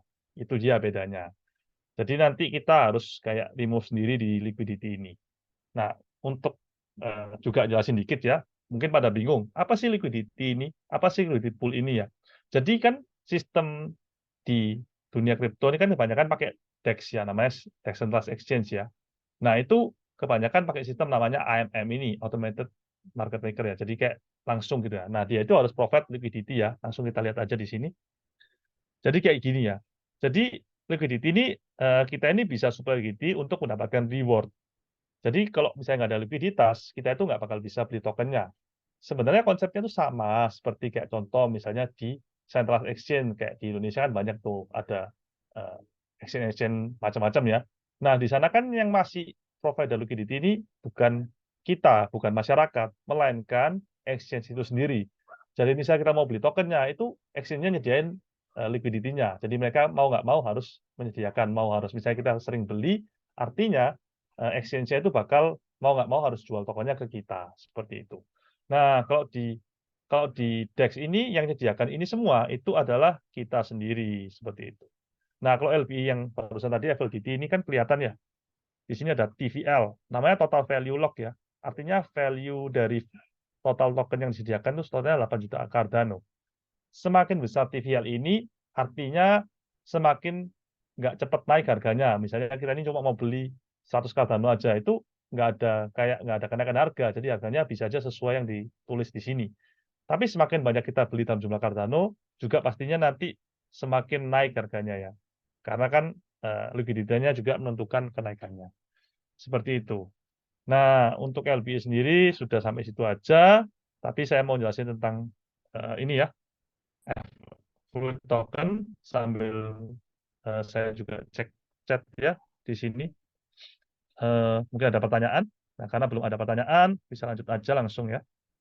Nah, jadi apa sih FLDT ini dan kok rame ya kemarin sampai untuk ini ya, untuk LBI-nya sampai full maksimum ya, di total ada raise-nya ya. Dan ini cukup, ya menurut saya juga cukup ramai, karena Fluid Token ini salah satu platform yang cukup menarik ya. Ini sempat dijelasin mungkin ya Bro Andreas, di sesi kita bulan lalu ya, jelasin sedikit. Tentang Jadi Fluid mungkin Tokens. saya akan, benar, Fluid Token. Iya, mungkin bisa dikasih review sedikit lending borrowing itu apa sih di Fleet Tokens. Jadi mungkin buat teman-teman yang Ya, masih baru di Cardano maupun belum tahu di apps, mungkin bisa dijelasin dari awal lagi sedikit, mungkin sekitar 2 menit. Fleet Tokens itu apa, lending borrowing itu apa. Terima kasih. oke. Ini saya siap langsung aja. Ini saya kasih link yang tadi LBI-nya ya untuk MinSwap. Jadi, oh ya perlu diperhatikan juga, MinSwap ini salah satu DEX aja di Cardano. Jadi LBI itu nggak harus di MinSwap, bisa aja di DEX lain kan. Dia ini cuma menyediakan kayak launchpad gitu untuk pengeluaran token baru ya. Lanjut aja langsung kita ke Fluid Token-nya. Nah, apa sih Fluid Token itu ya? Fluid Token itu ini dia itu punya app yang sangat menarik, yaitu kita ini bisa meminjamkan Cardano kita dan juga bahkan pinjam Cardano dengan jaminan. Nah, jaminannya itu apa? Pertama, jaminannya adalah ini ya, lend ini kita bisa mau pinjam uang. Kita ini lendnya kita mau minjamkan uang, sorry. Jadi ini jaminannya apa? Nah, jaminannya di sini macam-macam. Ini ada yang ngasih jaminan nih, contohnya FLDT token. Dia minta 16.000 Cardano, bunganya segini. Token yang dijaminkan berapa? 50.000 token. Seperti itu ya. Jadi jaminannya itu nggak seperti di dunia asli ya, kayak tanah, rumah, ataupun yang lain-lain. Tapi jaminannya ini kebanyakan lebih ke token-token maupun NFT yang ada dalam Cardano. Ini kalian bisa lihat sendiri ya di sini. Itu ada macam-macam. Ini juga ada NFT, ini ada token juga. Nah, perlu diperhatikan di sini jumlah tokennya juga harus dihitung ya. Jadi dia ini kan mau pinjam 1.000 Cardano. Tapi tokennya ini 2.700 ya. Nah, artinya berapa nih harganya? Seperti itu. Itu harus dihitung juga. Karena kan kalau harga token saat ini itu nggak sesuai, berarti kan bisa aja dia mintanya terlalu mahal. Seperti itu. Ini ya. Ini juga bisa kalau kita mau pinjam uang. Nah, ini jaminannya apa? Sama, token lain ataupun NFT lain seperti itu. Kita bisa cek aja di sini. Ya, masih waiting ya, sambil waiting. Saya coba buka yang lain, fitur-fiturnya yaitu ini ada REN. Nah, REN ini juga berguna. Kita ini bisa pinjam sebuah NFT di Cardano. Nah, pinjam ini buat apa? Karena ada NFT yang punya utilitas. Contoh yang kemarin saya bahas Tap Tools ini. Ini kayak untuk charting gitu ya. Mungkin para trader mau nge-chart di token-token Cardano. Nah, ini saya rasa bakal butuh untuk Tap Tools ini. Karena kita ini bisa melihat semuanya tentang transaksi di blockchain Cardano ini. Kayak misalnya siapa yang megang token ini paling banyak, seperti itu. Mungkin saya bisa kasih contoh satu, Mas Kalibun, kalau boleh singkat aja. Boleh? Jadi buat teman-teman misalkan, kan ada Book.io ya. Book.io merupakan salah satu di apps di Cardano yang ngejual buku pakai bentuk NFT. Jadi kalian baru bisa akses kayak Kindle gitu, tapi harus punya NFT-nya baru bisa baca di aplikasinya. Nah, kalau kalian mau baca buku, tapi nggak mau beli, nah pinjem aja tuh bukunya. Biasanya banyak yang nyewain buku di Book.io, di sini, di Fluid Tokens. Kalian pinjem aja, baca sehari atau 2 hari, terus balikin lagi.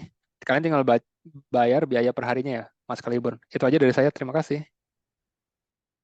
Oke, ya, ini lanjutkan dari Bro Andreas juga. Ya ini ya, salah satu contoh Book.io, judul bukunya Gutenberg ini harga sewanya 3 Cardano per hari ya. Jadi kita bisa klik aja. Nah ini ya, tinggal aja, ya ini harus connect sih, tinggal pinjam aja sih sebenarnya. Kalau misalnya mau pinjam, ya tinggal diklik aja REN gini.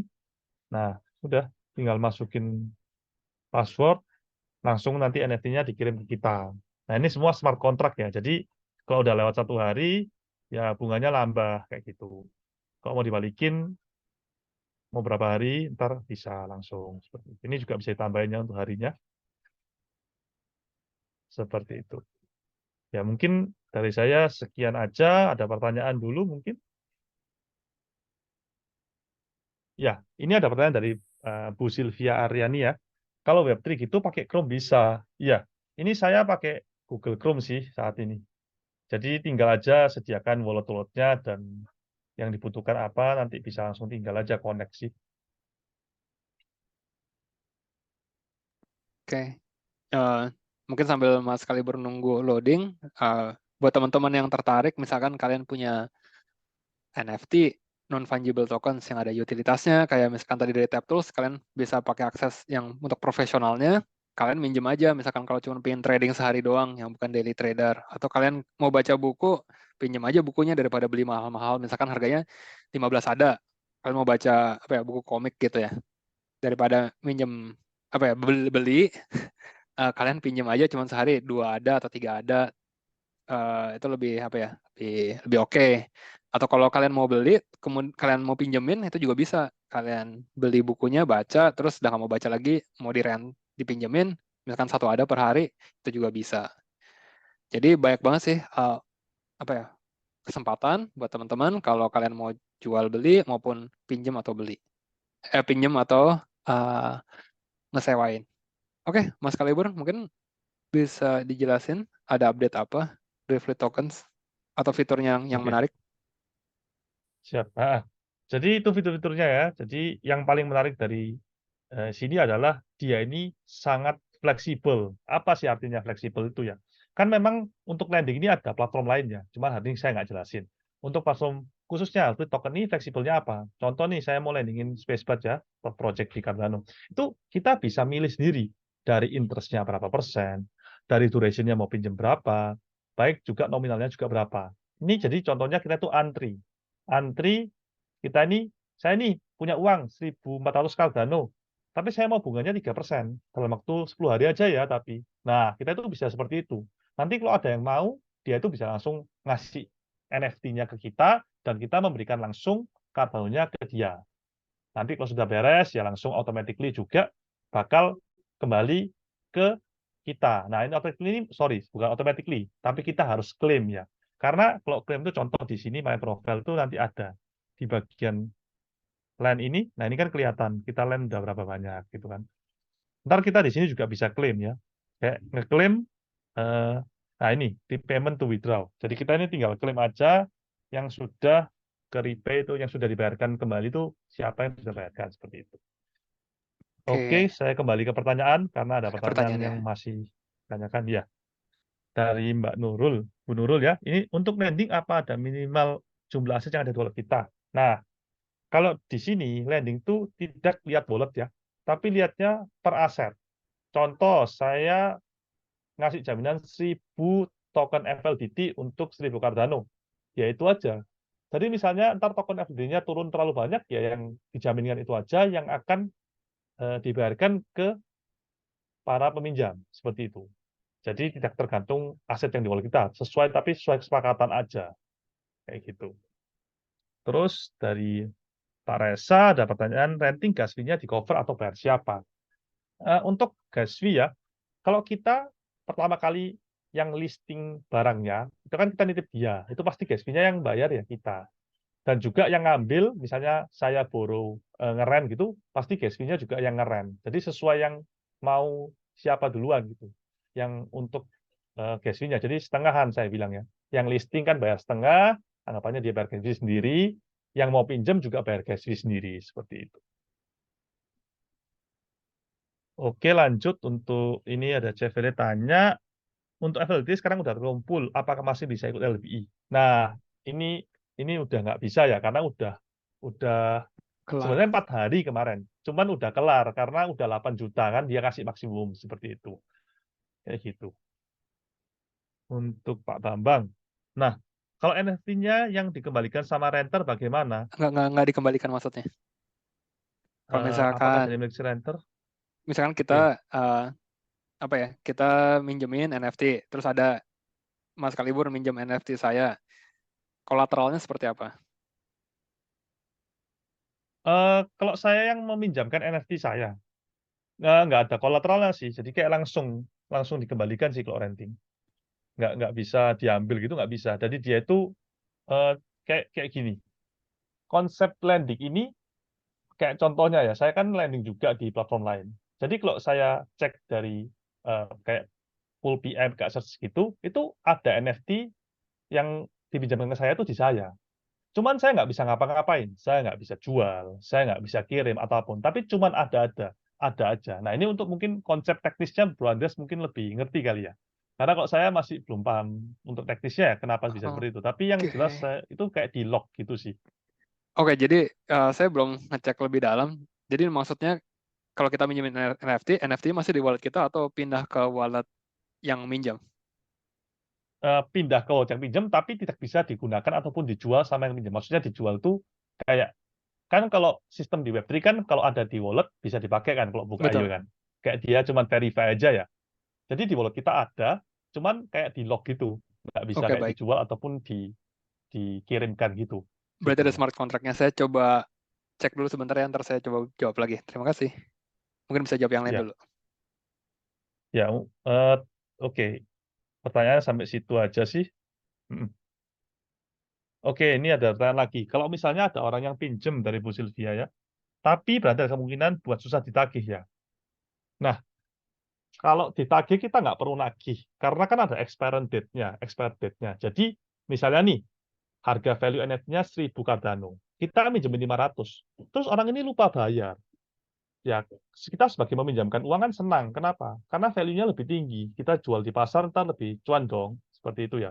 Jadi sebenarnya ini nggak ada kita nggak nagih atau apapun sih kayak gitu. Jadi kayak automatically. Jadi kalau udah lewat dari tanggal perjanjiannya, dia artinya hak kita. Kita bisa ambil barangnya seperti itu.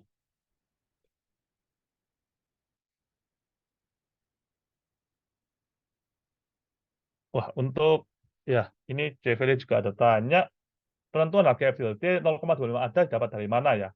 Nah, bagaimana rumusnya? Oke, ini ya rumusnya seperti apa? Jadi gini, dia ini kan mau menjual 32 juta token FLDT. Nah, saat ini yang di-raise kan 8 juta. Jadi kita tinggal bagi aja sih 8 juta dibagi 32 juta, itu nominalnya ketemunya 0,25 Cardano sih. Nah, jadi kalau LB itu tergantung dari total raise-nya. Jadi misalnya total raise-nya cuma 4 juta aja sampai berakhir, ya nanti harganya 4 juta dibagi 30 juta, 32 juta. Jadi lebih rendah lagi dari 0,25 ya. Karena dia itu mau fair gitu. Jadi yang menentukan harga itu kita sendiri tergantung demand-nya seperti apa.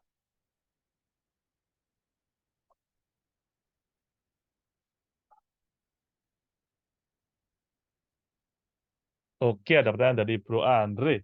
Kalau sudah ambil barangnya, apakah Cardano-nya balik lagi? Ini maksudnya kita landing ya.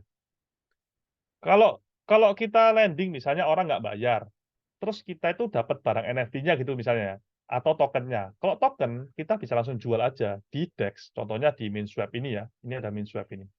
Nah, ataupun kita bisa juga jual kalau NFT itu namanya di JPG Store ini ya. Ini saya kasih kasih linknya ya di sini ya. Ini untuk NFT. Yang ini MinSwap ini salah satu untuk di ini ya, jual tokennya ya. Mungkin sudah menjawab.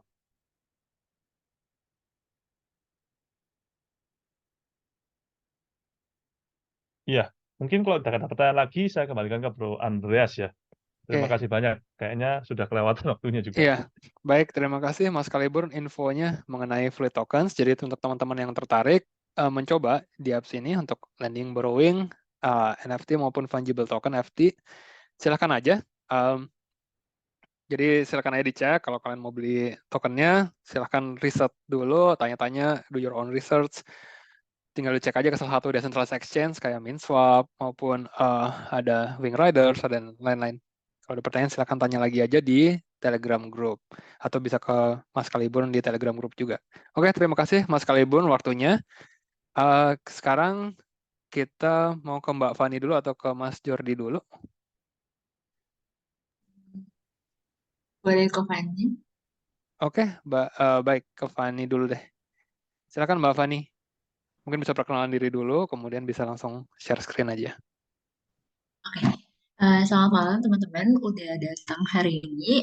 Perkenalkan saya Fanny. Saya juga termasuk salah satu core team untuk komunitas Cardano Indonesia dan organize juga untuk Cardano Hub Surabaya.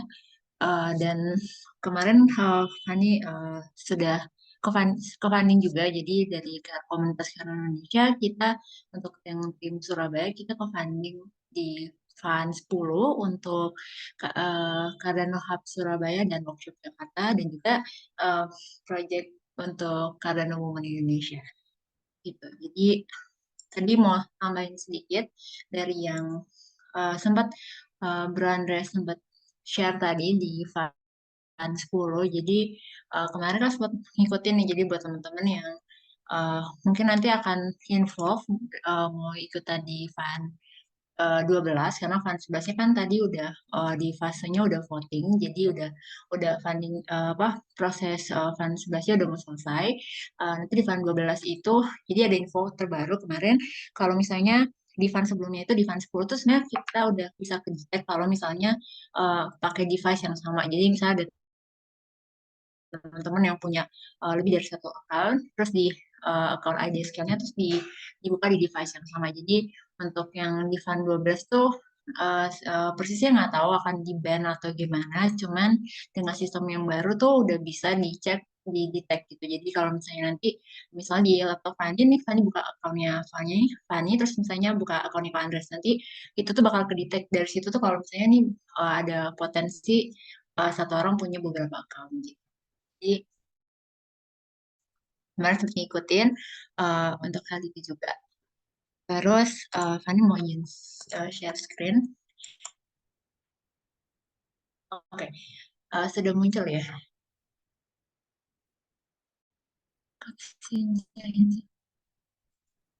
Ini Fani mau jelasin tentang mini ambassador program. Jadi mini ambassador program ini adalah salah satu program yang kita buat untuk proposal di Cardano Hub Surabaya dan Cardano Workshop Jakarta. Di project sebelumnya ini belum ada. Jadi kita tuh unstable. Jadi di fund ini tuh untuk di program ini ambassador program kita fokus untuk bikin ini programnya konsis untuk college student. Jadi kita udah mulai ngobrol dengan beberapa kampus-kampus di Jakarta maupun Surabaya. Jadi nanti bentuknya seperti kita akan ngisi webinar atau misalnya kita buat satu activity untuk kenalin Cardano ke kampus-kampusnya gitu. Jadi ada beberapa. Kalau kita cukup aktif mungkin Surabaya ya, karena di Surabaya kita uh, punya meet up-nya offline, jadi mungkin lebih mudah untuk engage dan ada beberapa mahasiswa-mahasiswa yang udah mulai tertarik gitu dengan Cardano. Jadi kita mau agak sedikit menggeser ketika semua orang bahas tentang koin, selalu tentang mata uangnya, tapi kalau misalnya di Cardano kita fokus untuk jelasin tentang uh, teknologinya, jadi blockchain-nya gitu. Terus nanti mungkin kita sediain juga karena beberapa mahasiswa masih perlu sertifikat. Jadi untuk beberapa orang yang aktif, jadi sebenarnya kalau dari workshop ini kita udah tandain beberapa orang yang partisipan-partisipan yang aktif bertanya atau misalnya punya kontribusi atau nanti akhirnya bisa kalau mahasiswa sih mungkin ada kebutuhan ya. Jadi nanti ada kebutuhan mau isi di kampusnya mau bahas tentang Cardano bisa kontak juga Fani atau teman-teman yang lain gitu. Terus udah gitu di Cardano Hub Surabaya ini kita juga uh, kasih one on one session. Jadi untuk offline ataupun online. Jadi kalau misalnya untuk Jakarta bisa nanti arrange one on one sessionnya sama Fani, sama nanti dibantu sama Korandi juga untuk yang mau tahu tentang Cardano atau mau propose pengen bikin proposal itu bisa dibantu oleh kita. Kalau di Surabaya itu sebenarnya ada Bro Kalibun sama Pamen Crypto yang bisa bantu juga. Dan ada kita juga sebenarnya. Jadi setiap bulan Fani dan Koradi itu ke Surabaya untuk bikin meetup offline ini. Kurang lebih gitu sih tentang mini ambassador nih kita lebih fokus untuk mahasiswa. Jadi karena mereka lebih berpotensi ya untuk teman-teman. Tapi nggak untuk kemungkinan juga kalau misalnya ada dari sisi profesional atau misalnya dari sisi entrepreneur yang pengen juga belajar tentang Cardano atau mau jelasin di komunitasnya mereka gitu kan yang di luar blockchain atau off-chain lah kalau kita bisa bilang itu bisa banget. Jadi bisa nanti boleh hubungin Fania atau teman-teman kodim yang lain gitu. Nah, Fani menjelaskan tentang itu dan untuk ini untuk programnya Cardano Hub Surabaya sama Workshop Jakarta kurang lebih gitu. Kalau misalnya di sesi yang lain untuk Cardano Women Indonesia saat ini ada programnya kita masih susun. Jadi ada beberapa mungkin di bulan Februari, Februari dan atau Maret kita mungkin akan ngadain workshop bareng perempuan-perempuan. Jadi tadi Fanny lihat ada beberapa nama-nama baru, nama-nama perempuan ya biasanya di event-eventnya Cardano atau event-eventnya blockchain yang lain, Web3 itu perempuannya masih sedikit banget gitu. Nanti bisa Fanny akan undang teman-teman perempuan untuk datang ke eventnya Cardano Women Indonesia dan buat yang perempuan yang para pria juga bisa undang cewek-ceweknya. Kalau dari oke. Dari Fani itu aja. Mungkin ada yang mau ditanyain tentang mini ambassador atau apapun. Fani open. Oke, ada pertanyaan Mbak Fani. Terima kasih infonya dari Mbak Sylvia. Apakah nanti ke depannya Cardano akan ngadain sekolah untuk teknologi blockchain-nya atau yang berhubungan dengan kripto? Ada yang sekolah untuk teknologi. Kalau sekolah sih, hmm, kalau dari foundation mungkin masih yang tadi sempat Ko Andres sempat jelasin masih Cardano Academy. Tapi kalau misalnya spesial bikin sekolah banget tentang teknologi blockchain, eh, kayaknya belum sih ya. Mungkin nanti ada dari kita yang mau bikin masih belum ada bayangannya sih. Cuman kalau misalnya teknologi blockchainnya sempat ada embargo gitu kan, tapi karena embargo Indonesia-nya tutup, masih bisa ikut embargo global sih. Tuh. Terus tapi kalau misalnya mau belajar, developer ada dari Quadras ya. Oke, ya, saya nambahin aja. Jadi untuk Mbak Sylvia, sejauh ini yang seperti tadi saya jelasin di sesi pertama, kalau pengen belajar, bisa pakai bahasa Inggris. Tadi di Cardano Academy, aplikasinya itu free, gratis. Jadi kalau mau belajar mengenai blockchain, cara bikin wallet, cara connect ke decentralized applications, dan lain-lain, silahkan aja belajar sendiri, self-paced, gratis dari Cardano Foundation. Kalau sekolahnya belum ada, kayak gitu. Itu Cardano Academy sekolahnya sih, kalau mau belajar. Jadi masih online. Kemudian ada pertanyaan dari Mas Indra, apakah nanti meetup online ini di-record? Ya, ini di-record dan nanti kita akan share di YouTube channel Komunitas Cardano Indonesia. Jadi bisa ditonton ulang. Ataupun bisa nonton ulang juga recording kita dari bulan-bulan sebelumnya. Oke, ada lagi tambahan dari Mbak Fani? Oh dia coba. Oke, tadi yang update dari Project Catalyst-nya ada yang mau dijelasin lagi kah? Kayak perubahan dari fund 10 ke 11 atau dari fund 11 ke 12? Eh, kalau iya mau jelasin dikit. Jadi kalau dari fund 10 ke fund 11, perubahannya sih banyaknya di reviewer ya. Tapi kalau misalnya dari fund-fund sebelumnya, sekarang karena ada milestone-nya agak beda. Jadi kalau misalnya fund 10 sebelum fund 10 tuh dia nggak ada milestone, nggak ada POA gitu. Bentukannya namanya monthly report. Jadi sama cross out report ya kok. Jadi kalau nggak salah. Jadi dia modelnya kayak gitu. Jadi tiap bulan kita harus report. Terus nanti di akhirnya kita bikin cross out report video gitu. Tapi kalau misalnya di fund 10 sampai 11 ini baru per Januari 2024 ini monthly reportnya ditiadakan. Nanti akhirnya di POA. Jadi setiap milestone itu kan kita harus ada di review gitu ya Pak ya.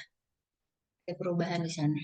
Oke, baik. Terima kasih Mbak Fani. Jadi untuk teman-teman yang ke funding atau yang ntar kita kan coba bikin sesi terpisah untuk menjelasin mengenai tata kelola atau governance di Cardano, gimana teman-teman bisa jadi proposer yang majuin proposal kalau ada ide, bisa diskusi juga dengan kita. Ada beberapa teman di sini yang udah pernah ke funding di fund-fund sebelumnya, atau kalau kalian juga mau dapat reward berupa ada menjadi community reviewer, mulai dari level 0, level 1, maupun level 2, itu juga ntar kita ada sesinya.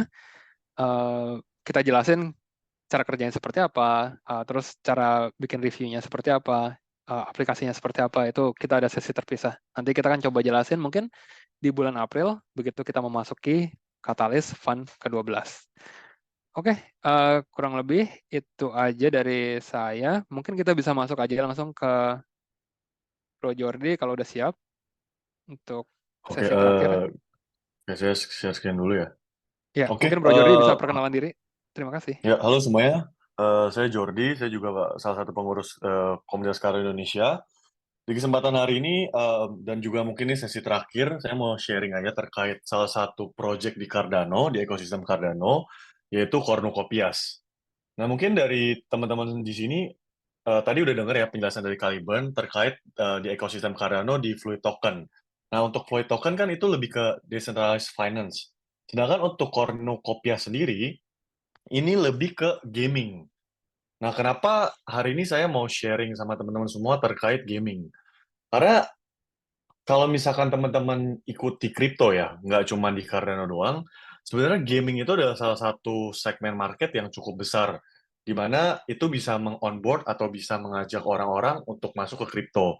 Nah, kalau kita lihat dari track record di 2021 semenjak Goguen hard fork itu terjadi, banyak NFT bermunculan. Makanya muncullah DeFi seperti NFT, trading dan sebagainya.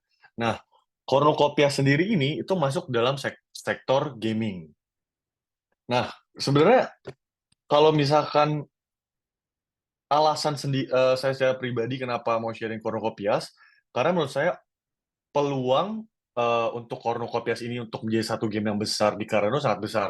Karena kalau misalkan teman-teman eh, lihat nanti ya, mungkin setelah dari meeting ini, teman-teman boleh coba cek. Cornucopias ini game yang mengusung percampuran antara, kalau kita tahu mungkin seperti game SimCity, lalu dicampur sama Harvest Moon, di mana game ini nanti kita tuh jadi ada karakter, kita bisa apa namanya, bisa farming, bisa mining dan sebagainya. Nah, pada akhirnya narasi yang dibawa sama Cornucopias ini itu adalah play to earn. Jadi kalau teman-teman tahu di chain-chain lain itu kan ada banyak play to earn, di mana kayak di tahun 2021, oh kamu main game crypto aja, kamu bisa menghasilkan ini dan segala macam. Nah, ini pun akan terjadi. Sebenarnya untuk di Cardano mungkin udah ada beberapa game yang mengusung itu. Tapi kalau dari yang saya perhatikan, Cornucopias ini paling punya potensi untuk mengejar game-game di chain-chain yang udah berada gitu loh. Makanya kalau misalkan kita kebalik lagi dan kita lihat track record segala macam, kalau misalkan kita mau entry di chain lain, mungkin kompetisinya udah terlalu berat gitu. Terlepas dari apa namanya, persaingan dari gas fee yang ada di chain itu, informasi yang lebih telat. Sedangkan kalau untuk di Cardano sendiri, bisa dibilang Cardano itu kan juga komunitasnya lumayan kuat ya. Maksudnya lumayan sangat terbuka kalau misalkan mau nanya apa segala macam. Nah, ini pun yang diusung sama tim Cornucopias. Mereka mau mengusung, oke, kita mau onboard orang-orang yang main game segala macam. Kita tahu bahwa game ini adalah salah satu cara untuk onboard. Nah, mereka mencoba mengupload ini dengan produk mereka. Untuk saat ini sekarang kalau misalkan teman-teman ngikutin atau mungkin ada yang belum ikut, nanti bisa cek di YouTube-nya. Mereka tuh udah ada namanya MVP. MVP itu minimum viable product, di mana mereka ini udah buat gamenya gitu loh. Jadi untuk section game racing segala macam itu udah berjalan. Nah, salah satu alasan lagi kenapa menurut saya nih teman-teman boleh lihat Cornucopias ya. Nanti teman-teman lihat sendiri itu karena cara mereka ngelihat masa depan. Maksudnya tuh bagaimana, Jordi? Nah, kalau teman-teman tahu, sebenarnya di Cardano sendiri kan itu mengusung interoperability, artinya interkoneksi antara satu chain dengan chain lain. Nah, di Cornucopias ini, mereka launching di Cardano. Tapi untuk tokennya sendiri, dia ini juga onboarding atau juga connect dengan chain-chain lain. Contoh, ada Binance, dan belum lama ini Ethereum. Nah, yang kita tahu sebenarnya untuk bikin game di Web3 ini nggak gampang itu, butuh dana yang besar. Makanya mereka bisa pikir sampai sini, menurut saya ini udah satu pemikiran yang bagus gitu. Nggak cuma terbatas untuk Cardano, tapi mereka launching di Cardano terlebih dahulu karena mereka tahu gitu loh. Cardano ini tempat yang bisa dibilang cukup em, baik, dan juga untuk dari apa, dari segi kompetisi, dari segala macam infrastruktur, segala macam keamanan itu oke banget gitu loh. Nah, kalau untuk dari segi saat ini, Cornucopias juga udah launching token kopinya. Mereka sudah launching di Cardano, lalu ada di Binance, juga ada di Ethereum. Untuk gamenya sendiri, mereka launching di Cardano. Makanya bisa dibilang likuiditasnya itu kebentuk banget sama tim, gitu loh. Selain daripada token, mereka juga, apa namanya, udah ada munculin NFT-NFT. Ini NFT Dome, itu kayak semacam tanahnya gitu, ada dome, ada apa namanya, ada land, terus ada juga Bubble Jet, ini kayak mobil-mobil. Mungkin ini kayak bener-bener game banget gitu loh. Cuman jangan dilihat NFT ini nggak ada value-nya gitu loh.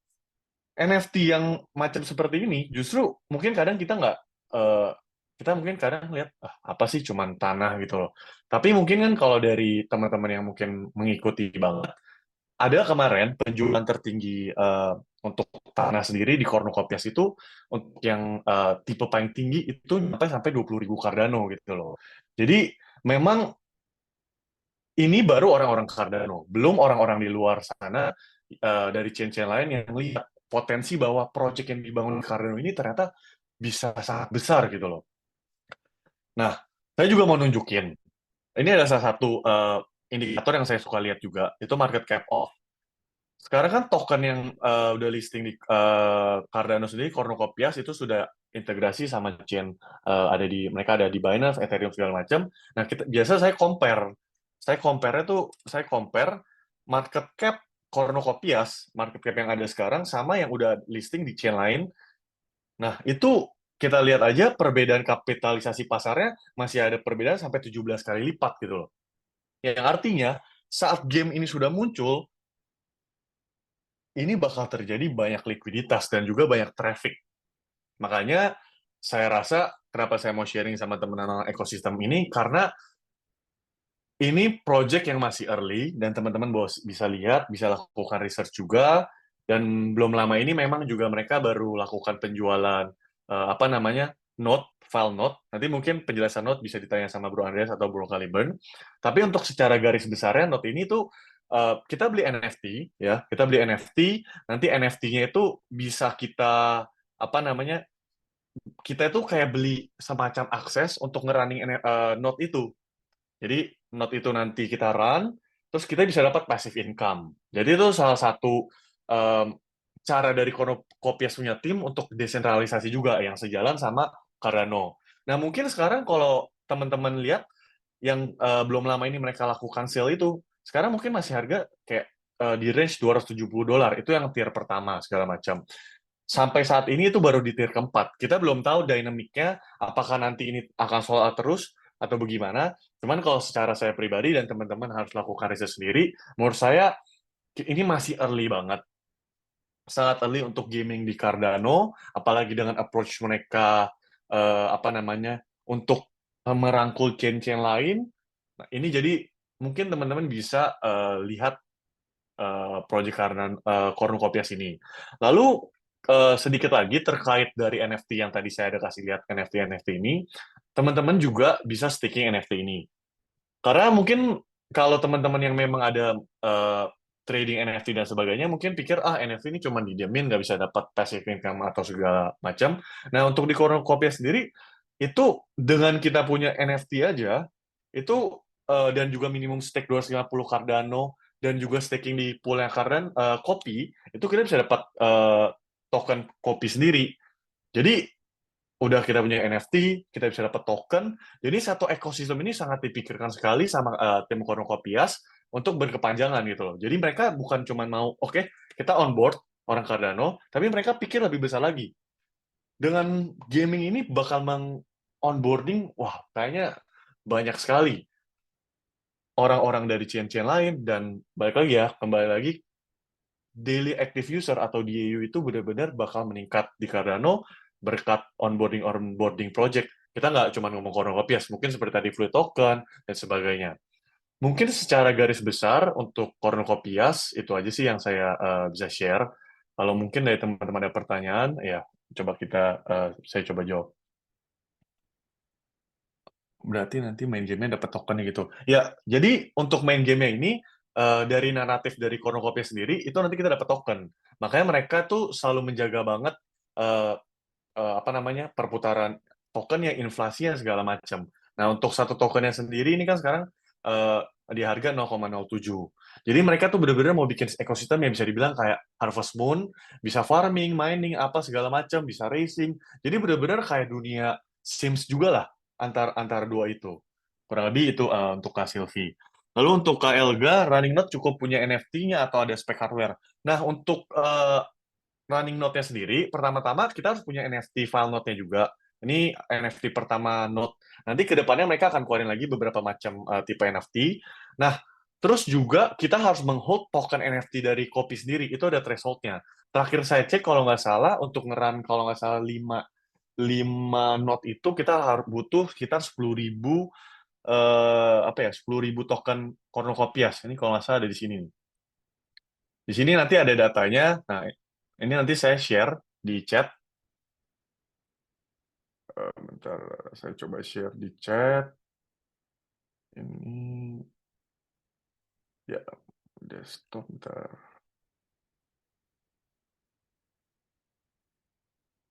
Nih, oke. Jadi kalau untuk running node, pertama itu kita butuh NFT, kita butuh token Cornucopia sendiri, dan spek juga itu ada sih speknya. Nah, untuk detailnya nanti bisa Kak Elga bisa baca di situ. Dan biasanya pada umumnya, kalau misalkan saya banyak bicara sama teman juga, kebanyakan untuk running spec ini, kebanyakan teman-teman itu running pakai VPS gitu. Kalau Kak Simio di Kondra mau masuk ke dalam ekosistem metaverse, apa masih ada masa depan untuk metaverse? Sedangkan narasi media sosial selalu mengatakan metaverse sudah mati. Kalau untuk Cornucopia sendiri itu masuk metaverse, itu nggak bisa kita pungkiri. Mungkin bisa kita samakan juga komparasi di chain seperti Sandbox atau misalkan di chain-chain lain ada Mana, itu memang masuk metaverse. Tapi yang membedakan di sini dia ini game di mana kita bisa farming. Itu MVP-nya udah ada, teman-teman bisa cek langsung di YouTube-nya. Game-nya juga udah ada, udah bisa di-download. Kemarin saya udah lakuin tester game-nya. Jadi kita bisa apa namanya MVP yang pertama ditawarin sama mereka itu kita kayak terbangin NFT Bubble Jet-nya, dan salah satu kredibilitas yang mereka bikin saya percaya lagi itu mereka ini selalu datang ke acara Carano sampai 2003 juga mereka datang, ke sini FTCon LV juga mereka datang, mereka juga selalu lakuin podcast terhadap update dari Cornucopia sendiri. Jadi menurut saya sih metaverse itu mungkin kalau kita lihat dari tren sebelumnya, metaverse itu ada penurunan karena ya belum banyak yang bisa kita lihat. Tapi dengan narasi gaming yang berjalan terus, menurut saya sih pasti akan comeback ya. Selama mereka bisa deliver apa yang mereka ngomongin dan juga disupport sama hardware-hardware. Nah, kalau untuk terkait hardware kan udah berseliweran juga nih, kayak Apple mau keluarin inilah itu segala macam. By the time itu terjadi, saya rasa sih hal-hal itu sangat mungkin sekali sih. Itu sih paling. Kurang lebih sih paling itu aja sih dari saya. Mungkin dari teman-teman ada pertanyaan lagi atau kalau nggak ada mungkin saya balikin lagi ke Bro Andreas. Oke, terima kasih Mas Jordi untuk informasinya soal Cornucopias di gaming. Jadi sebenarnya gaming itu juga termasuk tahun ini bakal banyak yang muncul karena mereka sebenarnya udah di-develop dari 2 tahun yang lalu.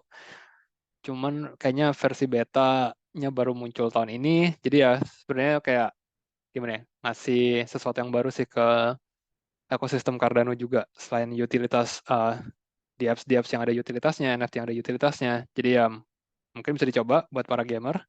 Kalaupun enggak, ya selalu ngelakuin riset, do your own research. Kalau nggak tertarik, ya nggak apa-apa. Kita cuma di sini cuma hanya sekitar saling sharing aja. Karena informasi itu banyak di Cardano, kita harus saring. Terus project mana sih yang beneran project, mana yang scam. Itu kita sama-sama saling sharing. Saya di sini cuma volunteer, Mas Jordi juga cuma volunteer, Mbak Fani volunteer. Mungkin kalau teman-teman di sini ada yang mau volunteer juga kayak ngikutin suatu project, mau sharing ilmu ke teman-teman yang lainnya, cara pakai wallet yang baru, atau ingin share tentang tata kelola, atau share tentang di apps tertentu, silakan aja. Kita di sini sama-sama belajar. Jadi saya mau terima kasih lagi ke Mbak Fani, Mas Jordi, sama Mas Kalibur yang udah share project-project terbaru di ekosistem Cardano. Oke, itu aja dari kami untuk malam hari ini. Sekali lagi, buat rekan-rekan yang masih punya pertanyaan, silahkan join grup Telegram kami di komunitas Cardano Indonesia. Mungkin Mbak Fani, Mas Jordi, atau Mas Kalibun bisa share di chat. Di meetup event kita juga tulis di deskripsi. Kita bisa jawab di situ. Kemudian kita setiap bulan selalu mengadakan meetup event untuk diskusi tentang update dari ekosistem Cardano sebulan sekali. Nanti di Februari ada lagi. Kemudian kita juga ada meetup untuk online juga untuk para developer yang tertarik untuk bikin di apps atau aplikasi Web3 di atas blockchain Cardano. Kita minggu depan, hari Minggu juga di jam yang sama, jam 7 sampai jam 9. Jadi buat para developer yang tertarik, silahkan join. Kita akan diskusi mengenai open source libraries yang kita gunakan dan cara setup node Cardano dan lain-lain. Selain itu juga ada meetup offline setiap bulannya di Surabaya. Jadi di sini ada Mas Kalibur dan juga Mbak Fani yang selalu ngebangun komunitas di Cardano Hub Surabaya, dan mereka ada meetup offline di itu ya, di cafe ya, kalau nggak salah Mbak Fani sama Mas Kalibur. Jadi ya silahkan cek aja meetup event kita yang buat Surabaya juga ada. Ntar ada meetup linknya di situ. Jadi yang tinggal di Surabaya silahkan cek jadwal meetup event. Selain itu biasanya kita juga selalu informasi di Telegram Group. Oke. kurang lebih itu saja dari kami. Kalau ada kekurangan kami mohon maaf. Kalau ada request untuk hal-hal yang mau didiskusikan atau topik-topik yang ingin dibahas oleh teman-teman, atau kalau mau ada yang volunteer untuk share juga update terbaru atau info terbaru dari ekosistem Cardano, silahkan kontak kami juga di Telegram Group. Oke, untuk para pemenang, Revels, jangan lupa sekali lagi infokan wallet address Cardano kalian ke Mbak Fani. Jadi nanti kalau kita udah dapat semua addressnya, kita akan kirimkan hadiahnya sebesar 10 ADA untuk masing-masing pemenang. Oke, ada pertanyaan dari Mas Indra. Untuk Cardano Hub, ada di mana aja ya? Apakah di Jogja ada? Sejauh ini baru ada di Jakarta dan di Surabaya. Tapi kalau teman-teman tertarik juga untuk bangun di kota kalian, silahkan aja bangun, coba bikin meetup yang rutin, nanti kita bisa coba bantu juga. Jadi ini volunteer aja sih, gitu. Semoga menjawab Mas Indra. Oke, baik, saya tutup meetup kita di malam hari ini. Terima kasih sudah datang, dan semoga bisa beristirahat baik, sehingga besok bisa beraktivitas lagi di hari Senin. Terima kasih.